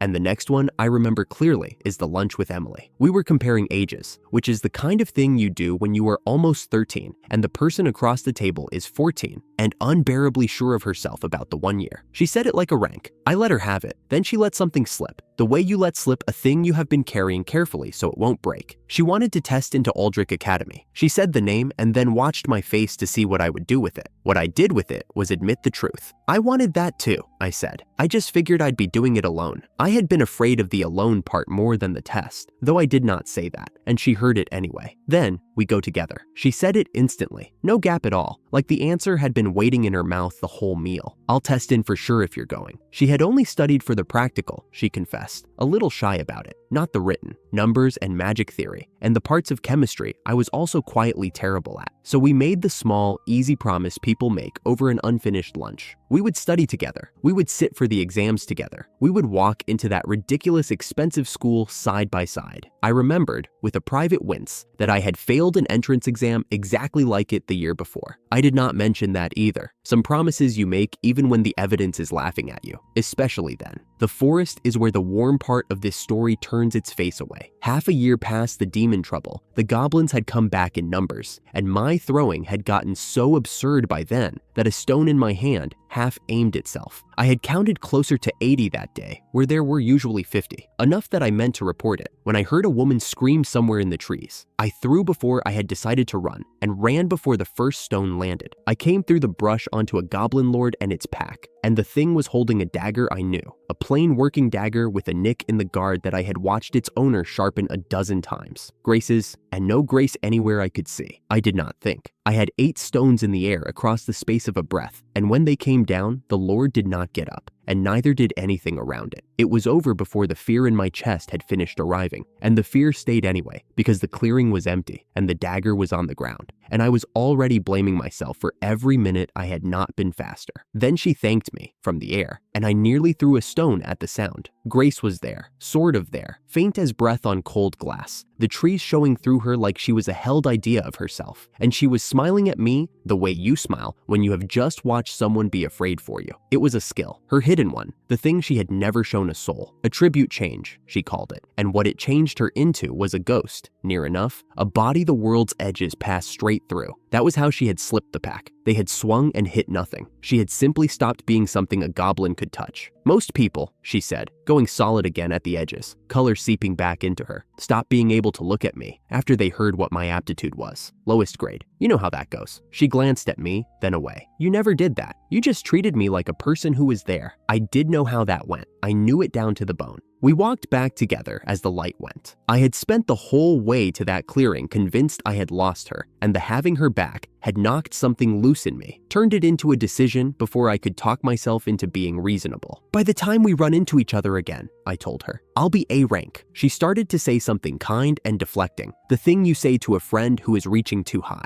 It isn't a wish, I said. It's just what's going to happen. She looked at me for a long moment, and then she nodded. And she believed me, which was its own small, dangerous gift. I want to be honest about this part, because of what comes after. That afternoon, I learned that Grace could turn herself into something nothing could lay a hand on. I filed it away as the best news I had heard in a season. I told myself she was safe in a way the rest of us would never be. I want you to remember that the power existed. I want you to remember that it should have been enough. The job came to me by name, and that was the first thing I didn't like about it. People did not request me. People requested whoever had the highest rank and the lowest fee, and I was neither. So when the guild slid a folded slip across the counter and told me a newly opened section of old ruins needed investigating, and that the one who had found it had asked for Grace and me specifically, I read the slip twice and felt the back of my neck go cool. Somebody knew our names. Somebody had picked us out of a whole hall of stronger, louder people and reached past all of them to point at the two of us. I told myself it was probably nothing. I had gotten good at telling myself that. Grace was already waiting at the tree line when I climbed the hill, her greatsword strapped across her back the way she always carried it, like a door she could lean against. She lifted one hand. I lifted mine. We had stopped needing more than that a long time ago.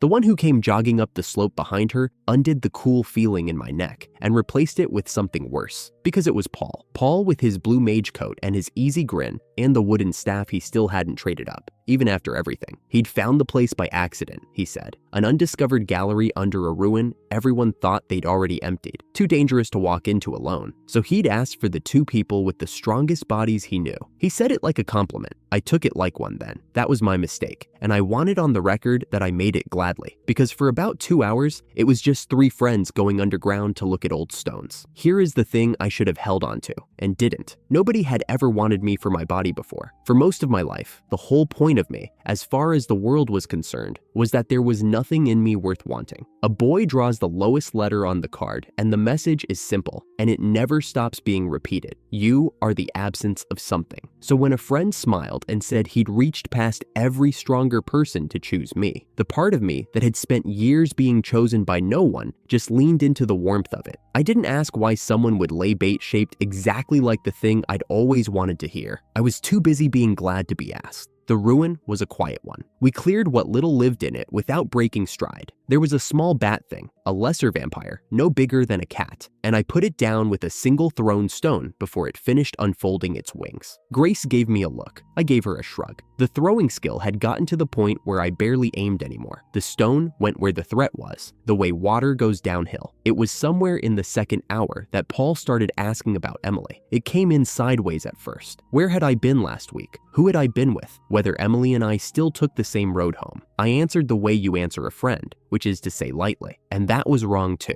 because lightness was oil on whatever was already burning in him. He asked why I kept meeting her alone. He asked it again, sharper. Grace told him to ease up, said she knew he liked Emily, but I'd already told him plain that I wasn't her lover. He didn't hear her. By then, I don't think he could. I have replayed the next few seconds more times than I'll admit. Paul's hand came up, his staff lit. The air went tight the way it does right before a spell lands, and a bolt of force tore across the gallery straight at my chest. I knocked it apart with a stone before it reached me. Then I was inside his guard. I don't remember crossing the distance. I only remember being there, and I tapped 2 fingers against the side of his neck, light, the way you'd wake someone you didn't want to startle. He folded. He did not bleed, and he did not break. He just went down into the dust, breathing, and stayed there. Grace was at my shoulder, great sword half drawn, staring at the friend on the floor like she'd never seen him before. "That wasn't him," she said, not a question. She looked at me. "Kai, that wasn't him." "No," I said, "it wasn't." We both knew it. The problem was that knowing it didn't tell us whose it had been. The cold answered first, then the voice. Something rose out of the dark at the far end of the gallery. Not stepped, rose, the way smoke decides to have a shape. And the temperature dropped until my breath ghosted in front of my face. It chided me, in a slow, amused, sing-song way, for asking other people questions before I'd had the manners to introduce myself. "I'm giving you the sense of it because I won't give you the sound. The sound got into your back teeth. It named itself. It called itself the manipulator, and it told us, pleased with the weight of the words, that it was one of the demon lord's 4 heavenly kings, Damien. It let its power show then, just a little, the way a man might open his coat to let you see the knife. And the little was enough to make the floor feel untrustworthy under my boots. And it told us, because it could not help bragging, what it had done to Paul. It hadn't built the jealousy. It had only found it a real thing, a small human thing my friend had been carrying and hating himself for. And it had turned that small thing up like a flame under a pot until Paul couldn't see past it. The wrongness in the gallery hadn't been Paul going bad. It had been Paul being used as a blade with his own hand still on the hilt. I want to be honest about what that did to me, because it's the kind of thing the audience deserves to sit with. Part of me wanted to be furious at Paul, and part of me knew that wasn't fair, and the 2 parts didn't cancel out. They just sat there, both true, and I couldn't put either of them down. He had felt it. The thing had only made it louder. I still don't know where the line is. I'm not sure there is one. If something reaches into you and turns a real feeling up until it drowns out everything else you are, is the thing it makes you do still yours? Part of me has never stopped arguing both sides of that, and I notice the argument never reaches a verdict, only a tired truce. I have met very few questions that honest, and I did not enjoy meeting this one in the dark with my friend unconscious at my feet. What I knew, standing in that cold, was simpler and uglier than any of that. The war we'd only heard about in rumors, the demon army, the manufactured monsters, the hidden hand none of us could name, had just walked out of the dark and given me its name. So I stopped wondering about lines. I stepped in front of Grace, and I got ready. Grace did not wait to be afraid. That was the kind of person she was. She demanded to know what he wanted with the city, her voice flat and hard, the greatsword already moving off her back, and he told her, in that lazy way, as if it were obvious and a little boring. He wanted strong bodies to wear, and he wanted the city to keep them in. People were clothes to him. He said it the way you'd describe a wardrobe. She didn't dignify it. She told him not to put Paul's name in his mouth, and then she swung,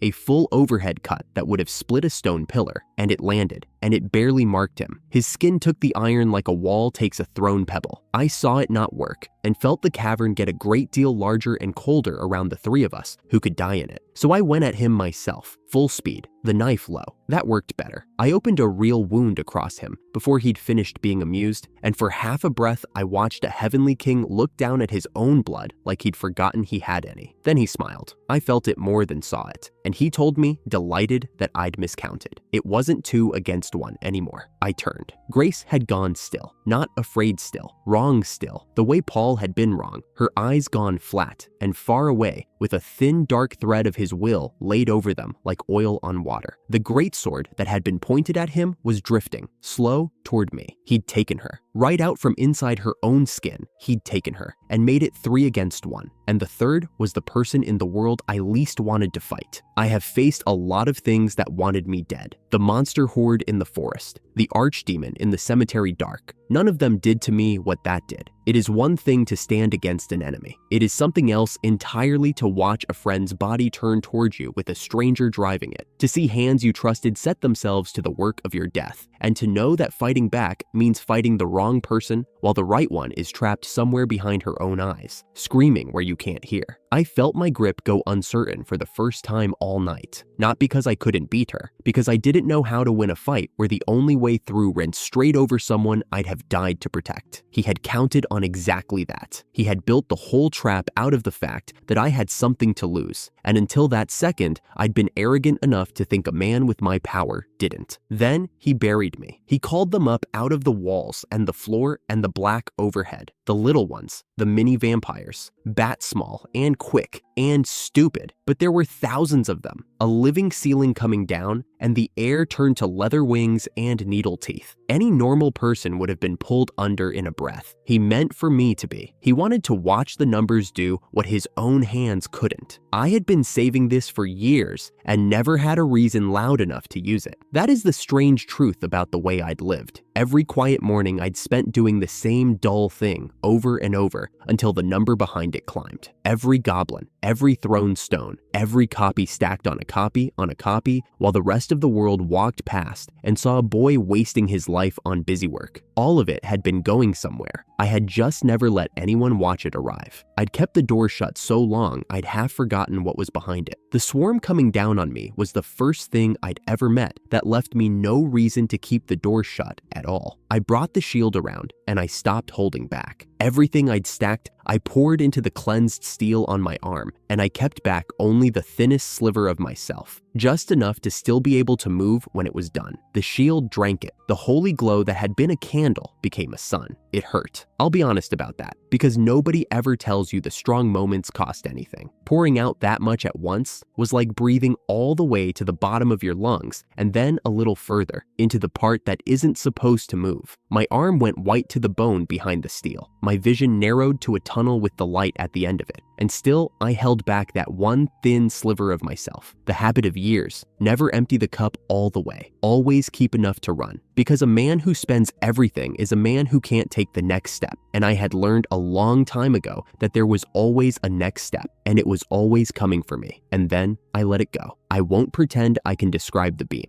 It was white and it was enormous, and it went through the swarm the way morning goes through fog. When the light cleared, there was no ceiling of wings anymore. There was a scorched, ringing emptiness, motes drifting down through smoke, and the cold not quite so total as it had been. Thousands of them, gone between one breath and the next, and not one of them had touched me. Damien made a sound I'd remember. The swagger went out of him all at once. He wanted to know what I was. He begged it, actually. The menace cracking straight down the middle into something small and shrill. Was I a hero? Was I a sage? What was I? I told him the truth, because the truth was the cruelest thing I owned. I'm just an Aptitude G adventurer, I said, and I watched a four heavenly king not believe me, and be right not to, and be terrified anyway. I pressed him, and he broke. There's no drama I can add to make it more than it was. I threw, and my stones curved the way they always curved now, finding him no matter where he flinched, and each one took something out of him: his footing, then his guard, then the last of the pretense that he was still the predator in the room. He'd come into the dark a heavenly king, the thing that routed 500 armed adventurers and sent 100 of them home in boxes, and the rest home broken. He had been the reason this town slept badly, and he went down in front of me a step at a time until he was on the cold stone with nothing left to summon and nothing left to say, looking up at a boy in dented armor who a town full of people had decided years ago was worth exactly nothing.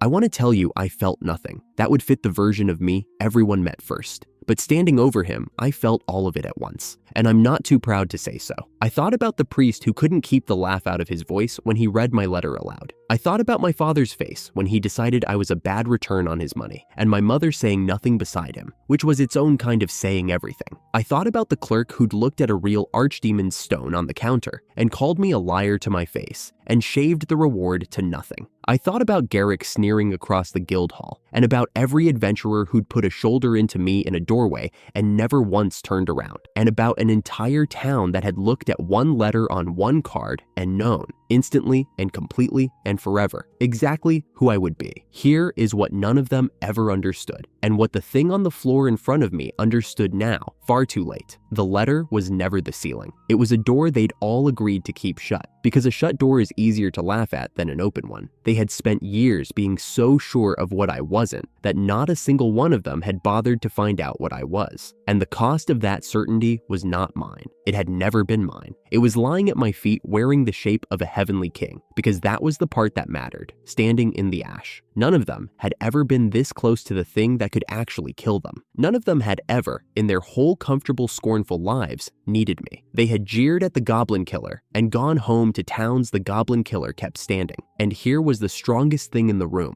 a general of the war they whispered about and barred their doors against, the reason 100 armed adventurers never came home, beaten flat into cold stone by the trash they had thrown away on his 12th birthday and never thought about again. I didn't say any of that to him. He wouldn't have heard the right part of it, and there was no one else there I owed the speech to. The satisfaction wasn't in being seen. It was older and quieter than that. It was the simple, settling weight of knowing, finally, all the way down, that they had been wrong, every one of them, about the only thing they had ever been sure of. I didn't gloat. There was no one there worth gloating to. I just looked at him a moment longer than I needed to, so that some part of me would believe it had really happened, and then I stepped in to end it, because a thing like him does not get to walk back into the world. That was the moment I had won. I want it marked clearly, because it lasted exactly one step. He spent the last of himself on the one move I never guarded. I felt the air shift behind me, and I had already decided it was nothing. There was nothing left. I'd burned the swarm. I'd broken the king. There was nothing left in that cavern that could reach me. I was wrong by exactly one.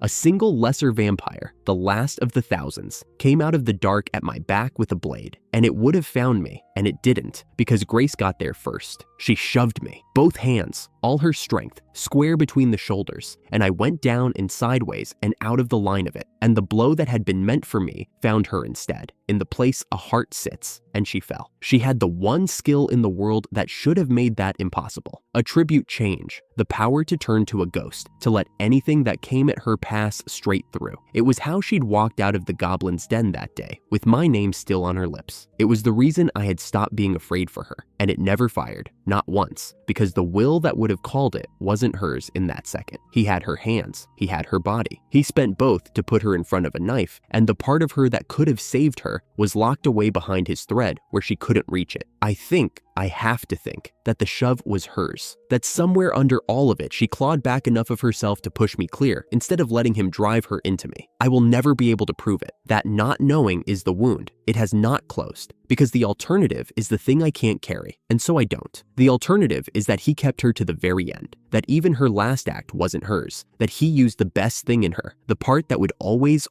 step in front of someone she loved, as the final joke. I had spent the whole fight refusing to let him touch me, and he had understood, long before I did, that I was never the soft place. The soft place was the person standing beside me. He didn't beat me. He couldn't. So instead, he made absolutely sure that winning would cost me more than losing ever could have. And the cruelest piece of it, the piece I keep turning over in the dark, is the skill. She had the one power in the world that should have made a blade meaningless. She could have let it pass through her like she was made of evening light. All she'd have needed was a single half second of her own will, and she had spent her whole life being underestimated for the rank that gave her that gift. And in the one moment it would have saved her life, it was locked behind a door she couldn't reach, because the hand on the door was his. I don't remember crossing to her. I only remember being there, on the scorched stone, with the shield gone dark on my arm, and the smell of cold ash, and the impossible ordinary weight of her, and the cavern so quiet I could hear the last motes of the swarm settling like snow. I had won. I want that on the record too, because it is the cruelest part. I had beaten a heavenly king with the power they all swore I didn't have, and in the same breath, the war had reached past every one of my victories and taken the one thing I hadn't thought to guard. "Grace," I said. She was looking at me. She was still looking at me. The beam took the swarm between one breath and the next, and the cavern went so quiet I could hear my own pulse. For half a second, I let myself believe it was finished. That was the mistake. I always made it in the quiet. I let the quiet lie to me. One of them was still moving. A single lesser vampire, no bigger than a cat, dragging itself across the stone on a folded wing. It did not move the way the dying move. It moved with purpose, and the purpose was not its own. Behind me, flat on the broken floor where I had put him, Damien still had one last thread in his hand, and he spent it. I turned too slow. I had poured everything into the shield and kept back only the sliver I always keep. and the sliver was in my legs and not in my eyes. By the time I saw the small thing lunge, it had already buried its blade where Grace had stepped to cover me. I crossed the floor without deciding to.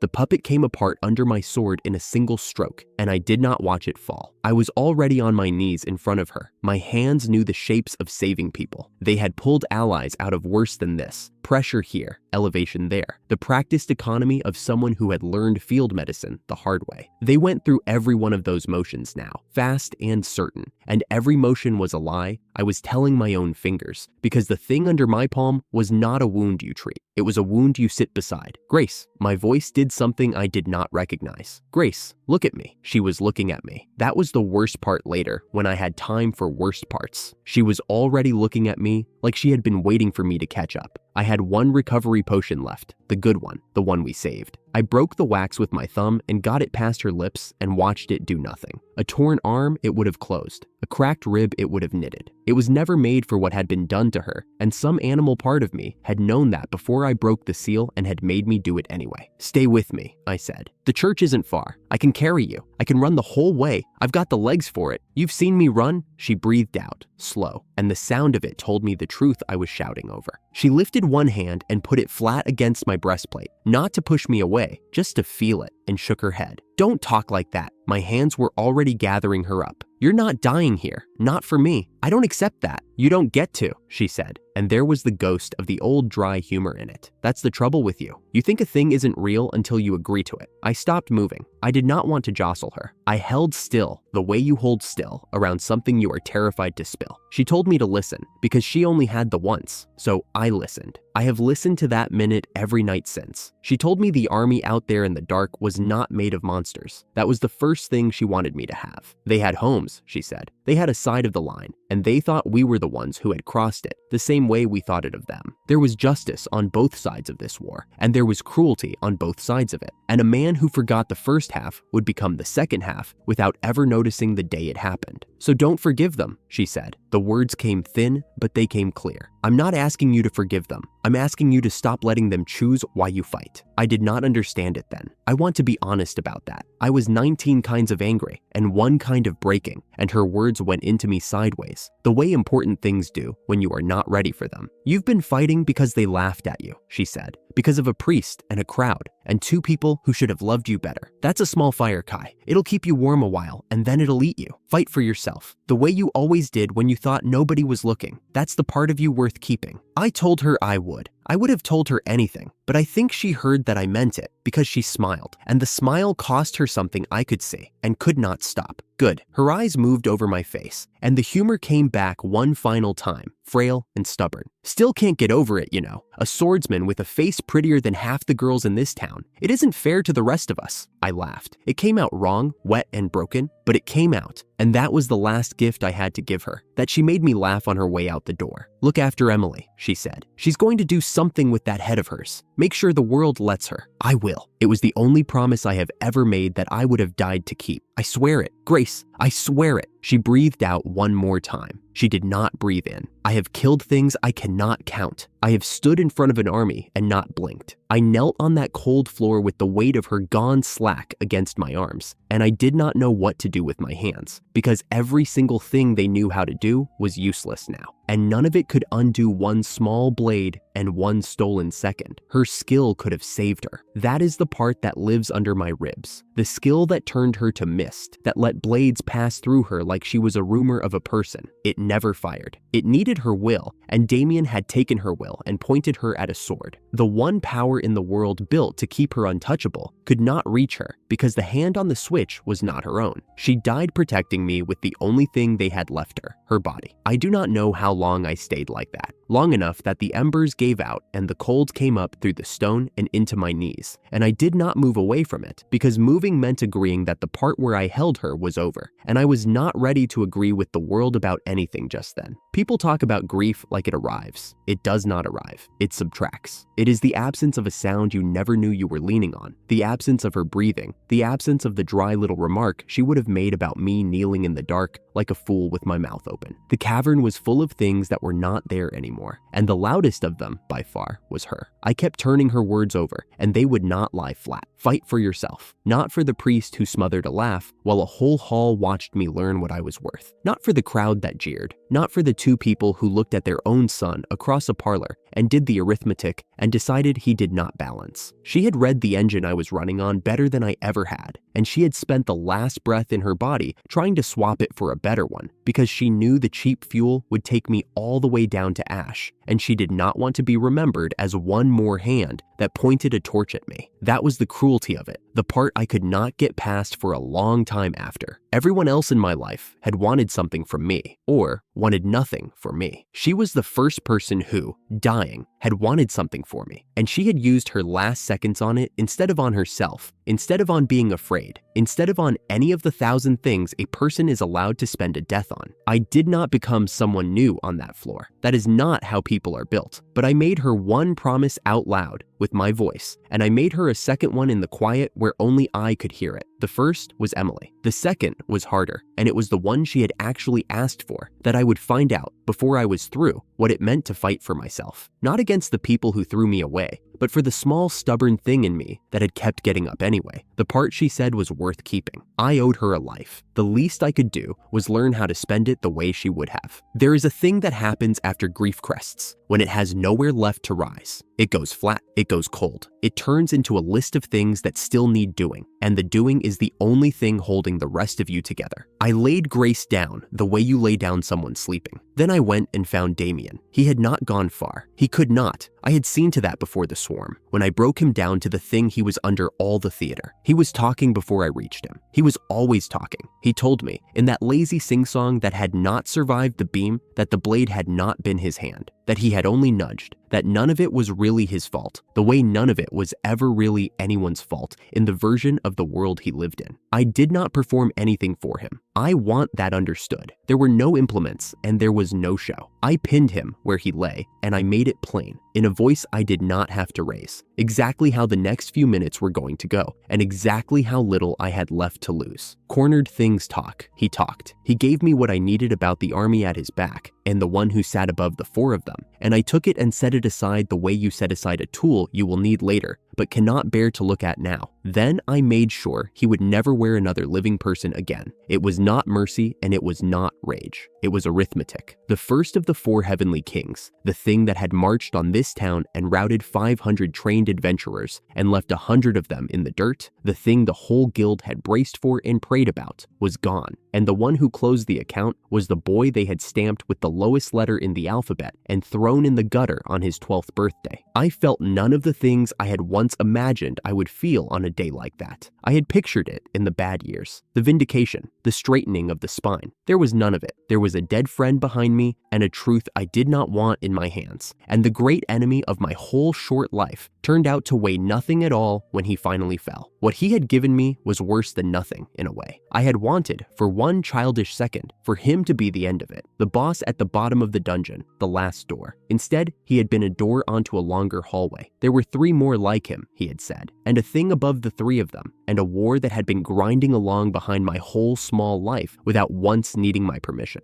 I had killed the weakest of 4, and it had cost me grace, and the arithmetic of that, what the other 3 might cost, was a number I made myself stop calculating before it could finish. Then I did the only tender thing left to do. I gathered Grace up properly, the great sword too, because she would have wanted to be carried out with it and not have it left in the dark for some scavenger. And I walked us both up the long stair and out of the ruin. The sky had gone the gray of just before dawn. The birds had not started yet. I carried her down the road toward the town with her blood drying on my breastplate and her words still warm in my ears, and I did not look back at the mouth of the ruin even once. There was nothing in it for me anymore. Everything it had taken, it had already taken. We carried it back to the guild because there was nowhere else to carry it. Claire was behind the counter, and I watched the shape of the newsland on her in stages. First, the disbelief, a 4 heavenly king, here brought down. Then, the leap, before she could stop it, to what it meant, word to the capital, ranks. The kind of leap in standing most adventurers never see in a lifetime. She started to say it,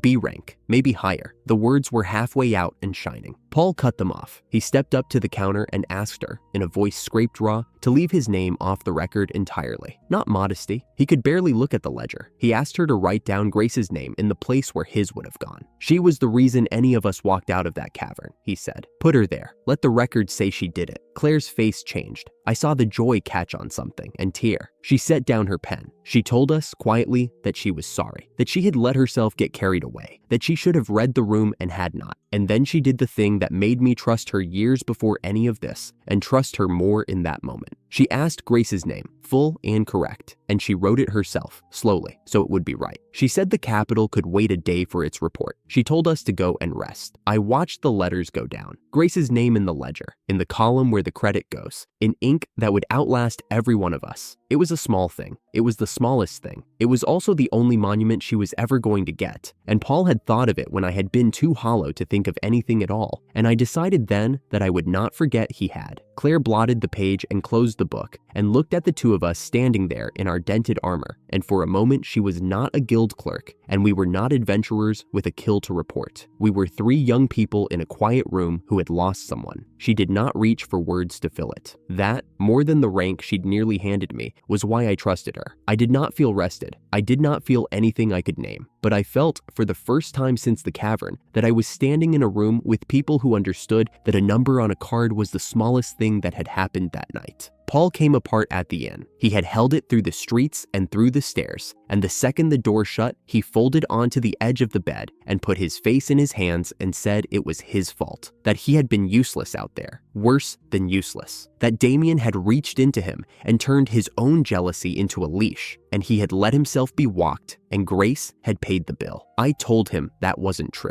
I told him a man doesn't get to take credit for a hand that was forced onto the knife. He didn't hear it. Guilt has bad ears, so he asked me to hit him. He said it plainly, the way you ask for something you have already decided you deserve. He said he needed to feel it land somewhere. He needed the weight to have a place to go, or it was going to live in him and rot. I can't do that, I said. He asked again. He said please, and the word broke in the middle. And here is the thing I am not proud of and will not pretend away. Somewhere under the grief, in a place I had been refusing to look at, there was a thin, ugly thread of blame in me too. Not fair, not true, but there. And I think Paul knew it was there, maybe before I did, and I think that was half of why he asked. Fine, I said. One, just one. I hit him once. Not a tap. He had not asked for a tap. He took it square and went sideways and stayed down a moment, and when he came back up, something in his face had loosened, and something in my chest had loosened with it, the thread paying out and gone. We did not talk about it. We sat in that small orange room while the candle burned down, two people who had loved the same dead friend, and let the silence do the rest. I have turned that punch over more than a man should turn over the memory of hitting his friend. There are people who would call it cruel. A grieving man asking another grieving man to hurt him, and the second one saying yes. Maybe it was, but there is a kind of pain that has to be made real before a person can set it down, and Paul could not set down what he would not let himself feel, and I could not let go of what I refused to admit I was holding. One honest blow did what an evening of kind words never would have. I am not telling you it was right. I am telling you it was true,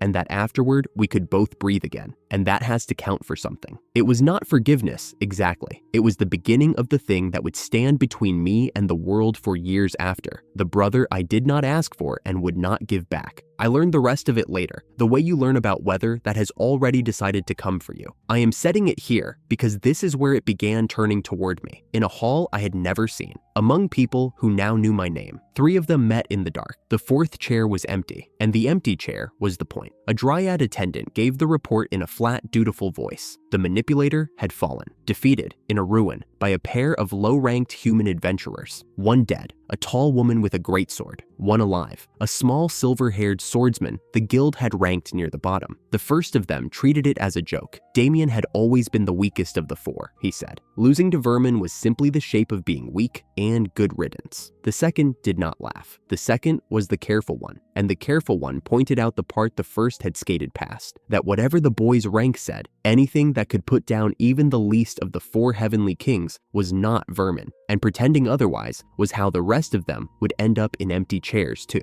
The third said almost nothing. The third only asked for the name, twice, until the dryad gave it cleanly. And then the third spoke of me the way a man speaks of a present he has decided to unwrap slowly. with a soft, cruel patience, hoping the new toy would last, hoping it would not break too quickly when the playing started. There is a particular horror in being spoken about by people who intend to take you apart, and who are in no hurry about it. I would carry the weight of that conversation for a long time before I ever learned its exact words. The sense of being a name on a list in a room I had never stood in, of having stepped, with one impossible night, out of the ranks of things too small to bother with and squarely into the ranks of things worth hunting. I had spent my whole life wanting to be seen. It had never once occurred to me to be careful about who did the seeing. They put a price on my head that night. I did not know it yet. I was asleep at the inn with my friend a wall away, and a dead woman's last words turning over in the dark behind my eyes. But the war had finally looked up from its map and found one small name, and it had decided to come and collect. For the first time, I was not the one doing the hunting. The knight commander had the kind of patience that came from asking hard questions for a living. He sat across a plain table from us, hands folded, and walked us back through the ruins one more time. What we had gone there to do, what we had found instead, how a four-heavenly king ended up dead in the dark with the two of us still breathing. I gave him the short version. We went to train. We ran into Damien. We stopped him. I left the rest where it belonged, in the dark, off the page of anything anyone would ever read aloud. Paul filled in the parts about the demon army, that Damien had fought at first and then, cornered, given up what he knew. The commander wrote it down without flinching. So you went out to train, crossed a heavenly king, and put yourself between him and the town. He set his pen down. I understand. We're grateful, more than I can put on a form. He thanked us the way men thank you when they know the thanks isn't enough, and then he left. I sat there a moment in the gray light, and the empty chair beside me was very loud. Grace should have been in it, complaining about the questions. She wasn't. She was never going to be again. I had gotten used to a lot of absences in my life. I was not used to that one yet. Paul caught me looking at the chair and didn't say anything, which was the kindest thing he could have done. We had not really talked about it, the two of us. There hadn't been room.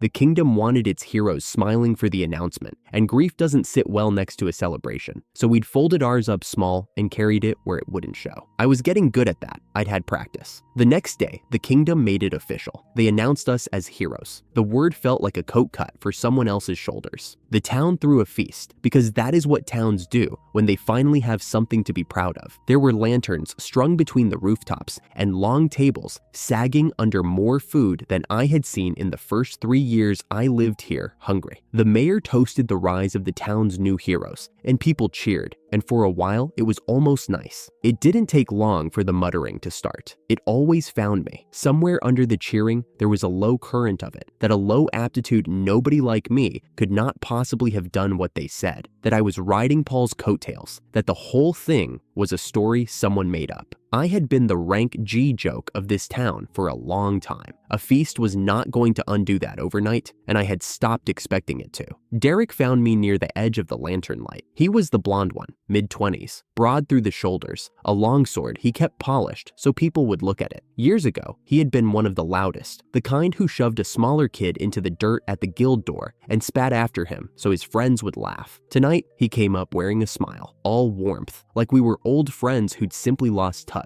He said he was impressed. He said a man like me ought to have people looking out for him, and that he could be one of them if I played it smart. I told him to do whatever he wanted and turned back to my drink. That was the wrong answer as far as his pride was concerned. The smile curdled. The warmth went out of him all at once, and what was left underneath was the same boy from the guild door, older and angrier, and used to being obeyed. He said something ugly about teaching me my place. Then his hand went to the polished sword, and it came out, and he swung it at me in front of the whole square. I caught the blade on one finger. I want to be honest about how little it cost me. There was no flourish to it, no clever counter. I lifted one finger, and the edge stopped against it like it had hit a wall, and then I flicked my hand, the way you flick a fly off a table, and Derek left his feet. He went over a bench and skidded across the flagstones and came to rest against the leg of a table, blinking up at the lanterns, his sword ringing somewhere out in the dark. Not a scratch on him, not a scratch on me. That was the point. The boy who had once put me in the dirt was, at the end of all of it, a one-finger problem. I remembered the version of myself who used to live under that boy's boot, the one who ate the dirt at the guild door while Derek's friends laughed, who got up and said nothing because saying something only ever cost more. He had promised himself, lying there, that one day it would be different. I'd half forgotten the promise. He hadn't. Somewhere in me, he watched Derek slide across the flagstones and finally, quietly, let it go. The square had gone very quiet. I picked my drink back up. The muttering, I noticed, had stopped. I thought that was going to be the worst of it. I was wrong, the way you are always wrong about which door the worst thing comes through. They came through the bright one, my parents. I knew them before I let myself know them. The set of my father's shoulders, the particular green of my mother's good dress, the one she wore when she wanted to be seen. They came toward me through the parting crowd with their arms a little open, their faces already arranged into something soft and proud. And my mother was saying my name like it was a word she had always loved. For a moment, I could not hear the feast at all. The lanterns kept swinging. Somewhere behind me, a fiddle was still going, half a beat out of time with my own pulse, and a child laughed near the food tables. The whole bright, ordinary night went on around the two of them as they crossed the square, and I stood very still inside it. The way you stand still when something you buried walks back into the light wearing its good clothes. You have to understand what I was looking at. When I was 12, in a church not far from here, a priest read out one letter and the room laughed, and these two people decided in the space of an afternoon that I was a bad investment. Not a bad day, not a hard road, a bad investment, a thing you cut loose to stop the losses. They had me out of the house before the candles burned down. For 3 years after, when I passed them on the street, my father would look at the empty air just to the left of me and tell whoever he was with that the skillless one was somehow still alive. My mother would not look at all. And now, here they were, both of them looking, finally, with their whole faces. My father laughed warmly and told the people nearest us that of course the boy was brilliant. He was their blood, after all. What did anyone expect? My mother reached for my hands and said we should be a family again, that they had a room waiting for me, that she would love me properly, now. The word did all the work the way it always had. They had not come back for the boy in the dirt. They had come back for the hero, because the hero was worth something, and a thing that is worth something is a thing you collect. It was the same transaction as the disowning. They had only run the math the other direction. I looked at my mother's hands, reaching, and I did not take them. "Forgive me," I said. The square was so quiet I didn't have to raise my voice. "Who are you exactly? I don't have parents?" The words came out level. I'd half expected my voice to shake. I'd shaken in front of these two people my whole childhood, and it didn't. And that steadiness told me more about how far I'd come than any rank on any card ever could. I had imagined, somewhere in the years between, that saying it would feel like winning. It didn't. It felt like setting down something I had been carrying so long, my arms had forgotten any other shape. I had thought the weight was anger. It wasn't. It was hope. The stubborn, stupid 12-year-old hope that someday they would come back because they wanted me, the son, and not the trophy. Refusing them killed that hope cleanly, and I was surprised by how much lighter I stood without it. My mother's face came apart in stages. The warmth first, then the performance under it, then the thing under that, which was not grief for a son, but anger at a closed door. She snapped at me. She told me I was being cruel after everything they'd done. Everything they'd done. I turned the phrase over and found nothing inside it. There had been a priest who couldn't keep a laugh behind his teeth while he read my rank to a room full of strangers. There had been a morning my father totaled up what my schooling and my gear had cost and decided the sum was a loss he wasn't going to keep paying. That was the everything. That was the whole account. They had spent 12 years expecting a return, and the day the return looked bad, they'd written me off and slept fine. And now the return had come in spectacular, and here they were at the window, asking after their shares. I almost laughed, and the only reason I didn't is that the laugh would have come out wrong, with something wet in it, and they did not get to see that. My father started to bluster. He started to talk about respect, about blood, about how a son owed. Paul stood up. I had never heard the square get quieter than it already was, but it managed. Paul was not a big man, and he was red in the face, and his voice cracked once at the start, and none of that mattered, because he meant every word and the whole town could hear it. "Don't you dare," he said. "You threw him away. You don't get to stand here and talk about family. You don't get to say the word love in front of him." He pointed, his hand shaking, at my mother, then my father. He was 12. He was a kid, and you put him out like spoiled meat, and now he's worth something so suddenly you remember you've got a son? No.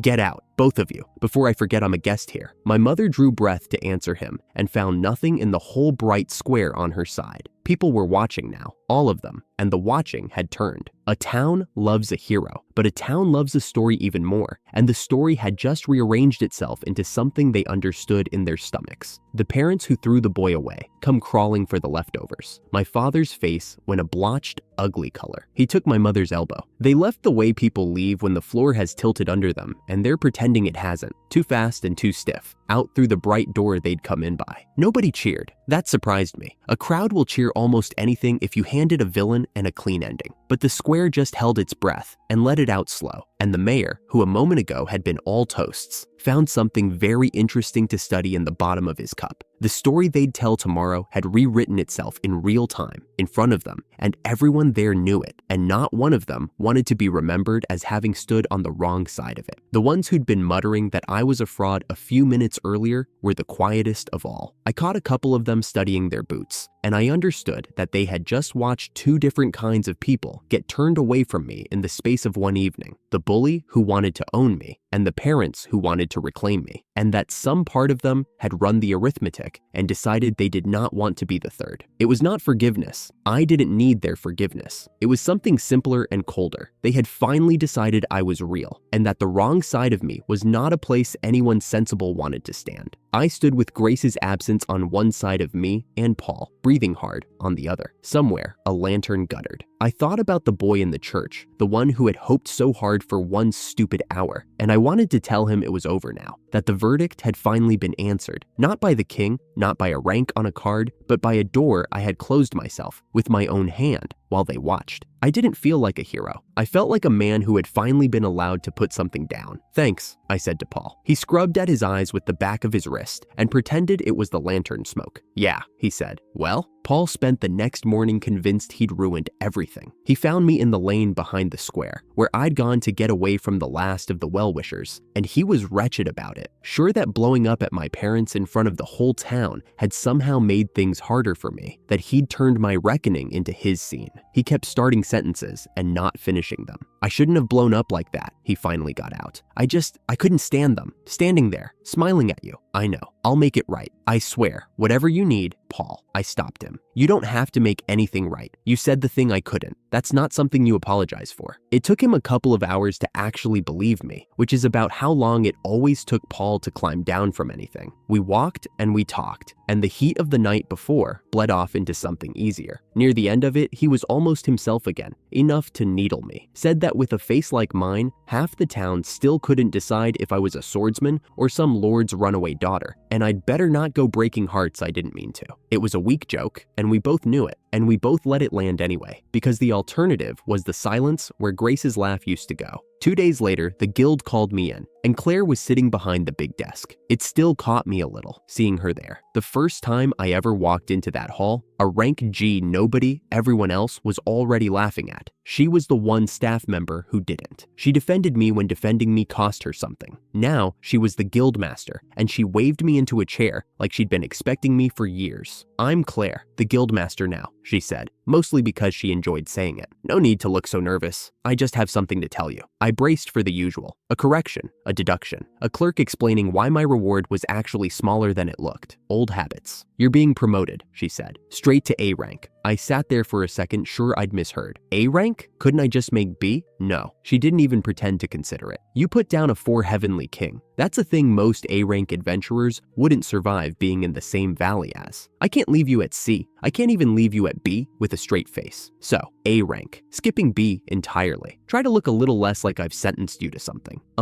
I said. "Thank you, I think." I should have been able to enjoy it. The boy ranked below the bottom of the world, jumped 2 ranks at once by the one person in that hall who had ever taken his side. But there is a strange thing that happens when the world finally agrees you were worth something all along. Part of you wants to ask where that opinion was when you needed it, and the rest of you is too tired to bother. I'd spent so long being told I was nothing that being told I was rare just sounded like a different person describing a different boy. She was enjoying this though. I could tell she was enjoying this. Then, she slid a sheet of paper across the desk and told me that A-rank adventurers carry an epithet, a name the guild recognizes, the thing people shout in taverns, and that I could choose my own or leave it to the guild. I made the mistake of telling her to let the guild decide, She read the list out loud. I am not going to repeat the list. It was the kind of list that made me understand, deep in my chest, that some decisions are too important to delegate. By the third suggestion, I had decided that I would be choosing my own name after all, thank you, and that I would be doing it before anyone wrote any of those onto an official document where children might one day read it. I picked the name myself, in the end. I thought about the church and the one letter that had been hung on me without my say, the letter that decided what I was before I'd thrown a single stone. I thought about how every label I'd ever worn had been handed to me by someone who'd already made up their mind, and I decided that this one at least was going to be mine. All right then, I told Claire. How about Valkyrie? She signed off on it on the spot, and something in the way she smiled said she'd known I'd come around. Then she gave me the real news under the news. The king himself had summoned Paul and me to the capital to be rewarded in person. We were to travel at once, so we rode. The better part of a day in a swaying carriage, Paul talking the entire way. He'd made B rank himself, and he was proud of it in a way that was impossible not to like. And he kept saying he couldn't believe it, that I'd only been an adventurer for about a year and a half, and here we were rolling toward a king. I let him talk. The talking was good. It filled the seat where a third voice should have been. Grace would have hated the carriage. She'd have complained about the springs and the dust and the way Paul never stopped, and she'd have meant none of it, and the seat would have been full. I watched the road instead. Then the Capitol came up over the rise, and even Paul went quiet. I had never seen anything like it. High white walls, towers stacked higher than any building had a right to stand, and above all of it, hanging in the open air with nothing holding it up at all. A great structure simply floating, catching the afternoon light. I must have made some sound, because the driver chuckled, proud of his city the way only a man who lives in its shadow can be. Those towers up there, he said, a man from another world taught them how to raise, built a machine that drinks the magic right out of the air to keep them aloft. Old Walter, he called him, said it the way you say a name everybody knows, Walter. The name landed somewhere I wasn't braced for, and the floating city blurred for a second at the edges of my attention, because I knew that name. I knew the old man it belonged to.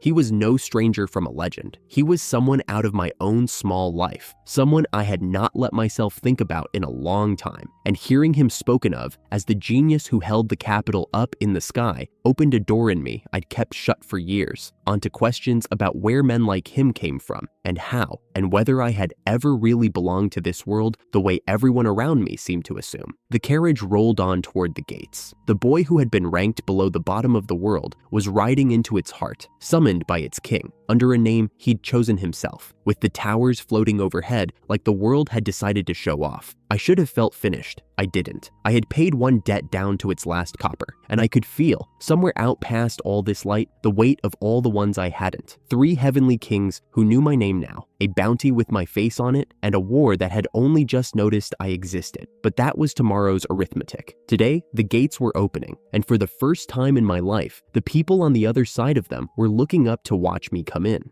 Paul and I split up the moment we passed through the Capitol gates. He wanted the great cathedral, the jewels, and the colored glass. I wanted the one place I had been promising myself since I was a boy who owned nothing but a humiliating letter. Aldrich Academy was bigger than any guild hall I had ever stood in. Whole fields of students drilled in the open air, throwing mid-rank magic at straw targets like it was nothing, like the ground itself owed them the power. I stood at the rail and watched and felt the old ache, the one that had walked me out of a church on my 12th birthday and never quite left. That was when the boy found me. He was short and dark-haired, and he carried himself like the world had already agreed he mattered. He looked me over, decided I was no one, and told me so with a smile. He had drawn a fine aptitude. He wanted me to know that. Then, he asked after mine, the way you ask a question you already plan to laugh at. It's the lowest grade, actually, I said. The laugh came right on cue. He couldn't believe the lowest grade was even real. He had thought it was a story they told to scare children. He went on for a while about how far above me he sat, how the gap between us was a thing of nature. And then, without taking a breath, he leaned in close like he was handing me a secret and told me the most exciting thing in the kingdom. Some student from a lower year, he said, some nobody, had gone and killed one of the demon lord's 4 heavenly kings, alone. Could I imagine it? Could I even imagine being that strong? I looked at this boy gushing about the man who had done it, to the man who had done it, and I felt the corner of my mouth move. Ha, I said. Good for you. I left him there, glowing with secondhand glory, and I let him keep it. Somewhere, a priest had stifled a laugh at a letter on a page, and a whole room had decided who I would be for the rest of my life. They had all been so sure. It still amazed me how sure people could be about a thing they had never once bothered to look at. Paul was waiting where we'd agreed, still half drunk on the cathedral. He described every window twice. I let him, because it was good to hear him sound like himself again, after everything. The towers were the thing, though. Whole sections of the Capitol hung in the air, stone and glass floating as if weight were a rule that only applied to the rest of us. I must have been staring, because the driver who took us toward the castle started talking without being asked. All of it, he said, came from one man, an inventor,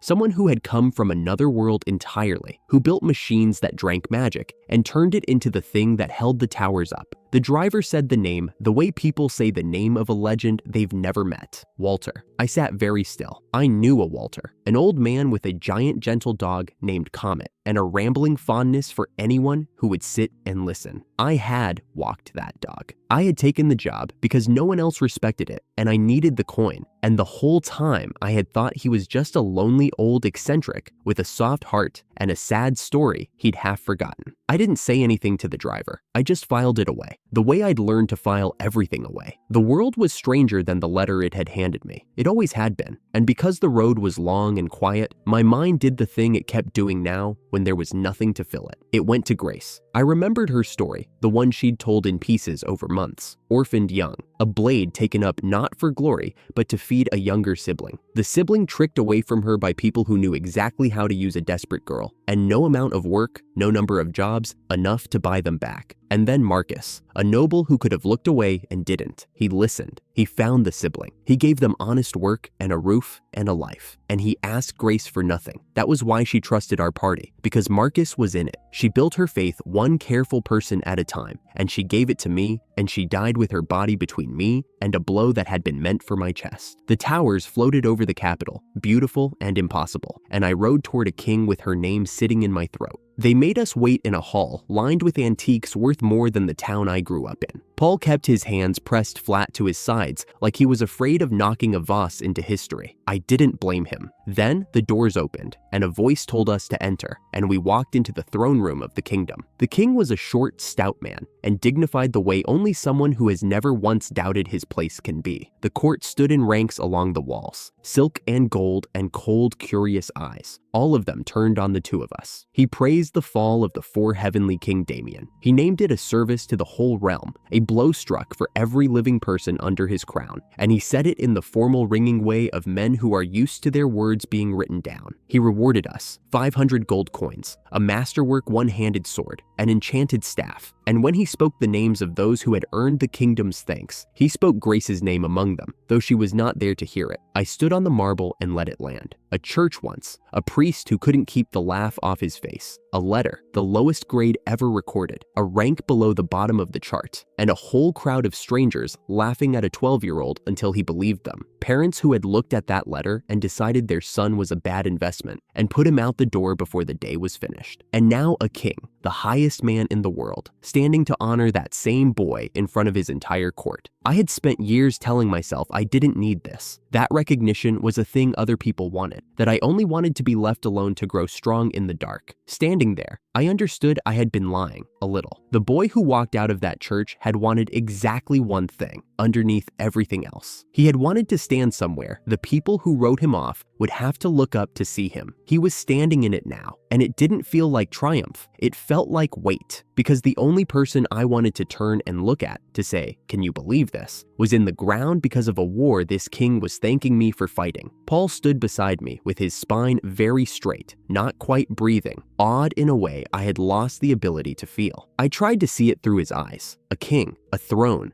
gold and a master-forged blade, and the whole court of the realm holding still to honor a friend of his. To him, it was the top of the world, and he was standing on it. To me, it was an answer to a question asked in a church years ago by an old man with a long beard who couldn't keep the laugh off his face. Back then, a single letter had been enough for a room full of strangers to decide everything I would ever be. Here, in the grandest room in the kingdom, no one laughed. No one asked to see the letter first. The letter did not exist in this room. There was only the thing I had done with the life it was supposed to have ruined, and a king bowing his head toward it. I had always told myself that recognition was something other people needed. Standing in it, I learned the truth. It didn't feel like winning. It felt like setting down something so heavy I'd forgotten I was carrying it. The boy who walked out of that church got to stop walking, just for a moment. That was all it was. That was everything it was. I bowed my head and took the honor in her name and said almost nothing and let the silence carry what I couldn't. The celebration was worse than the audience. Music came from somewhere behind the curtains, played by people I never saw, and the nobles closed in like the tide. They started with the battle. How had I done it? Was it true? What was a heavenly king like up close? I gave them less than they wanted. Then, the way these things always turn, the questions stopped being about the battle and started being about me, about my future, about which of their daughters might be attached to it. One man would not let go. He had a daughter. I simply must meet her. He said it again and again, and I felt my patience thin to a wire. I caught sight of the dark-haired boy from the academy across the hall. He'd worked out who I was, somewhere between the field and here. He spent the whole evening studying the floor and never once met my eyes. Then a hand landed on my shoulder, easy and certain, and Hugo's voice cut clean through the noise. "He looks exhausted, gentlemen." He was already steering me away. Surely a little rest before all this talk. He didn't stop until we'd reached a quiet corner where the music was only a rumor. Then he grinned at me, like a man enjoying a private joke. "You were a noble this whole time, Hugo?" I shook my head. "You could have warned me." He let that sit, pleased with himself. If anyone asked, he said, we had slipped off to arrange a training match, a cover, so no one read anything into two men talking alone. I told him that was fine, and then he offered the thing that made the whole gilded, miserable evening worth it. "How about this?" he said, leaning in. "I'll teach you a skill almost no one knows, flash step." He watched my face. "All it'll cost you is a match." I said yes before he'd finished the sentence. We set the terms simply, first to fall or to surrender lost. He asked if that suited me. "Yes, those terms are fine," I said. He came out faster than he had in our first bout, and I matched him, blade to blade, and I saw the flicker of surprise cross his face. He told me, almost admiringly, that only his order's captain could cross swords with him like this. Then he reached for the skill I remembered, the one that doubled his speed, and the world tilted into a blur. The smart thing was not to trade. I knew the secret of that boost from the last time we'd fought, the one thing he most regretted telling me. It ran on a timer. So I didn't try to win the exchange. I dropped into pure defense and made myself a wall. He landed blow after blow, more than 100 of them, ringing off my guard, driving me back, driving me down to one knee while he poured everything he had into the seconds he'd bought himself. I let him spend them, and then the skill ran dry, all at once, the way I'd been waiting for. His speed fell off a cliff. For half a breath, he was just a man with a sword, no faster than anyone, and I was already moving. One counter, clean. He went sprawling across the boards and lay still. When he came to, he laughed before he even opened his eyes. "There, that's my—" He stopped, looked at where he was lying. "Fine, I surrender." "No," I said. "The loss is yours, Hugo." Then, because I couldn't quite help it, "Want to keep going?" He just laughed harder, flat on his back, and called me something unkind and fond. He made good on the bet in a quiet spot where no one could overhear. "Flash step," he explained, "cost almost no magic. A heartbeat of delay, then a short jump forward, about a single stride. Not teleportation," he was careful to say. "True teleportation took far longer to call up and cost a fortune to reach a place you'd marked. This was small and fast and close. It was also," he told me, "a secret the royal family kept on purpose, taught to a chosen few, guarded so that no one could simply step through the walls of a noble's estate or a king's chamber. The few who taught themselves the thing got quietly folded into the night order before they could become a problem. Then he gave me the condition to learn it. Defeat an enemy within 1 second of first detecting it. I turned that over. Brutally hard, not impossible. The kind of thing a person might even stumble into by accident in the right desperate moment and never understand what they'd unlocked. "I understand," I said. "This stays between us." "Absolutely," he said. And for once, there was no ease in it. "And don't you ever use it where people can see." I didn't tell him what my skill could do to a thing like flash step. That every time I met the condition, my duplication would stack it, halving the cost and the delay,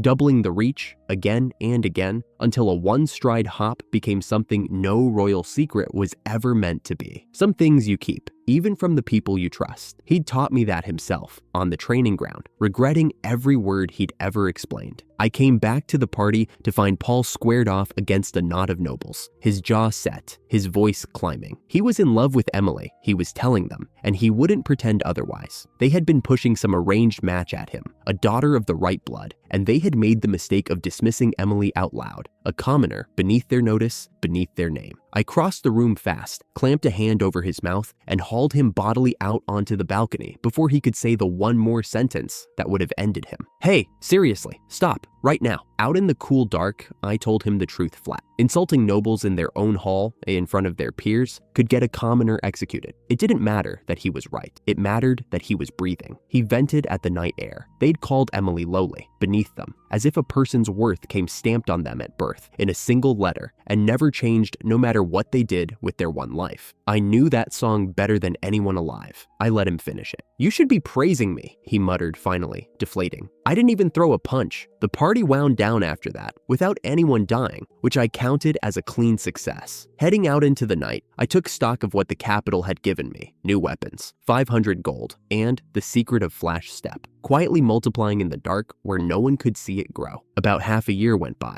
Damien fell, the capital faded behind me, and the day came that mattered more to Emily than any of it: her entrance exam for Aldrich Academy. She was a wreck. I'd never seen her hands shake like that. So before they called her in, I pressed something into her palm, a charm I'd had made, a real dragon scale set into it. People say dragon scales carry luck because dragons are said to be born with more of it than anything alive. It doesn't actually work. I told her it did anyway. This wasn't cheap, you know, I said. She tried to laugh and didn't quite manage it. It's fine, I told her. You've put in the work. Show them what you can do and you'll pass. I did my best. She closed her hand around the scale. I'm really going to do this. A few days later, she came running back across the yard, waving a paper over her head before she could even get the words out. I did it! I passed! She showed me the acceptance letter, and the uniform folded over her arm like something holy. Her practical score had been low, she admitted. She'd never been a fighter, but she had placed 5th on the written exam. 5th out of all of them. Behind her, a dark-haired boy who had not passed was making the whole yard listen to it. He howled that it was absurd, that someone of his rank failing was a joke, that they had to let him take it again. 2 teachers got hold of him and walked him off, still shouting. Aptitude, he kept saying, as if the word were a key that had stopped working in a lock he'd been promised it would open. I'd stopped being surprised by that a long time ago. It used to make me angry, that word, the way they all clutched it like a birthright. Now, it mostly made me tired on their behalf. They'd been handed a high letter and told it was who they were, and the first time the world asked them to actually be something, the letter had nothing to say. Emily had been handed nothing, and she'd built herself 5th out of every applicant in that hall with a year of late nights and a stubbornness that put mine to shame. Emily turned back to me, and the bravado went out of her all at once. Kai, it's because of you. Thank you for studying with me all year. Yeah, I looked at her, this person who had decided what I was worth without ever once checking the letter first. Take care of yourself at the academy, Emily. I'll catch up before long. She lit up like the sun had come back out. A week later, we saw her off at the gate. Marcus gave her a new dagger, plain and good. The kind of gift that means look after yourself. Paul gave her flowers and then had to look very hard at the horizon for a while. The party that was left, the family that was left after Grace, all of it standing in the morning light to watch one of us go on ahead. I didn't have a speech. I'd given her the charm and the promise already, and those were the true things. She climbed up, and the cart pulled out toward the Capitol and the floating towers, and the life she'd earned with a year of work and a written exam, and she waved until the road bent and took her out of sight. I'd quietly stacked Flash Step 100 times over by then, folding it through my duplication in private until a single stride had become something else entirely. I was a recognized hero now. I had a rank and a name I'd chosen myself, and weapons a king had put in my hands. And I keep faith with Grace the only way left to me. She told me, at the end, to see the war from both sides, to fight for myself and not for hatred, to look after Emily. I am trying to do all 3, which is harder than any of them sounds. Marcus and Paul went back through the gate ahead of me, talking low, and I stayed at the roadside longer than I needed to. The dust held the shape of the cart for a moment and then forgot it. I thought about how small the party had gotten, and how much I had come to need the people still in it, and how I had learned that lesson in the worst possible way, kneeling on a cave floor with Grace's hand going cold in mine. Grief doesn't leave, it just changes what you do with your hands. Mine had gotten very good at keeping people alive, because none of it is finished. There is a price on my head. The Demon Lord's army put it there the day Damien fell, and his 3 brothers are still out in the world, patient and cruel, and they have not forgotten the boy who killed the first of them. The Demon Lord himself has not even shown his face, and somewhere across the border, in the kingdom of Marland, a girl has woken with the hero's skill in her hands, and no one yet knows what that will mean. Killing one of the 4 heavenly kings hadn't closed the account. It had opened a larger one. Grace had told me, at the end, to see this war from both sides, and I was trying, even now, even knowing the other side had marked me for it. She had looked at the things we fought and seen, in her last breath, something more tangled than monsters. I didn't know yet whether I could carry that the way she had, but I owed it to her to try. I stood at the gate after the cart was gone, the lowest rank ever recorded, honored by a king and hunted by a demon army in the same breath. And I felt the war waiting for me the way you feel weather coming. I had wanted, once, only to be someone the world couldn't throw away. I'd gotten my wish. Now, I had to survive it.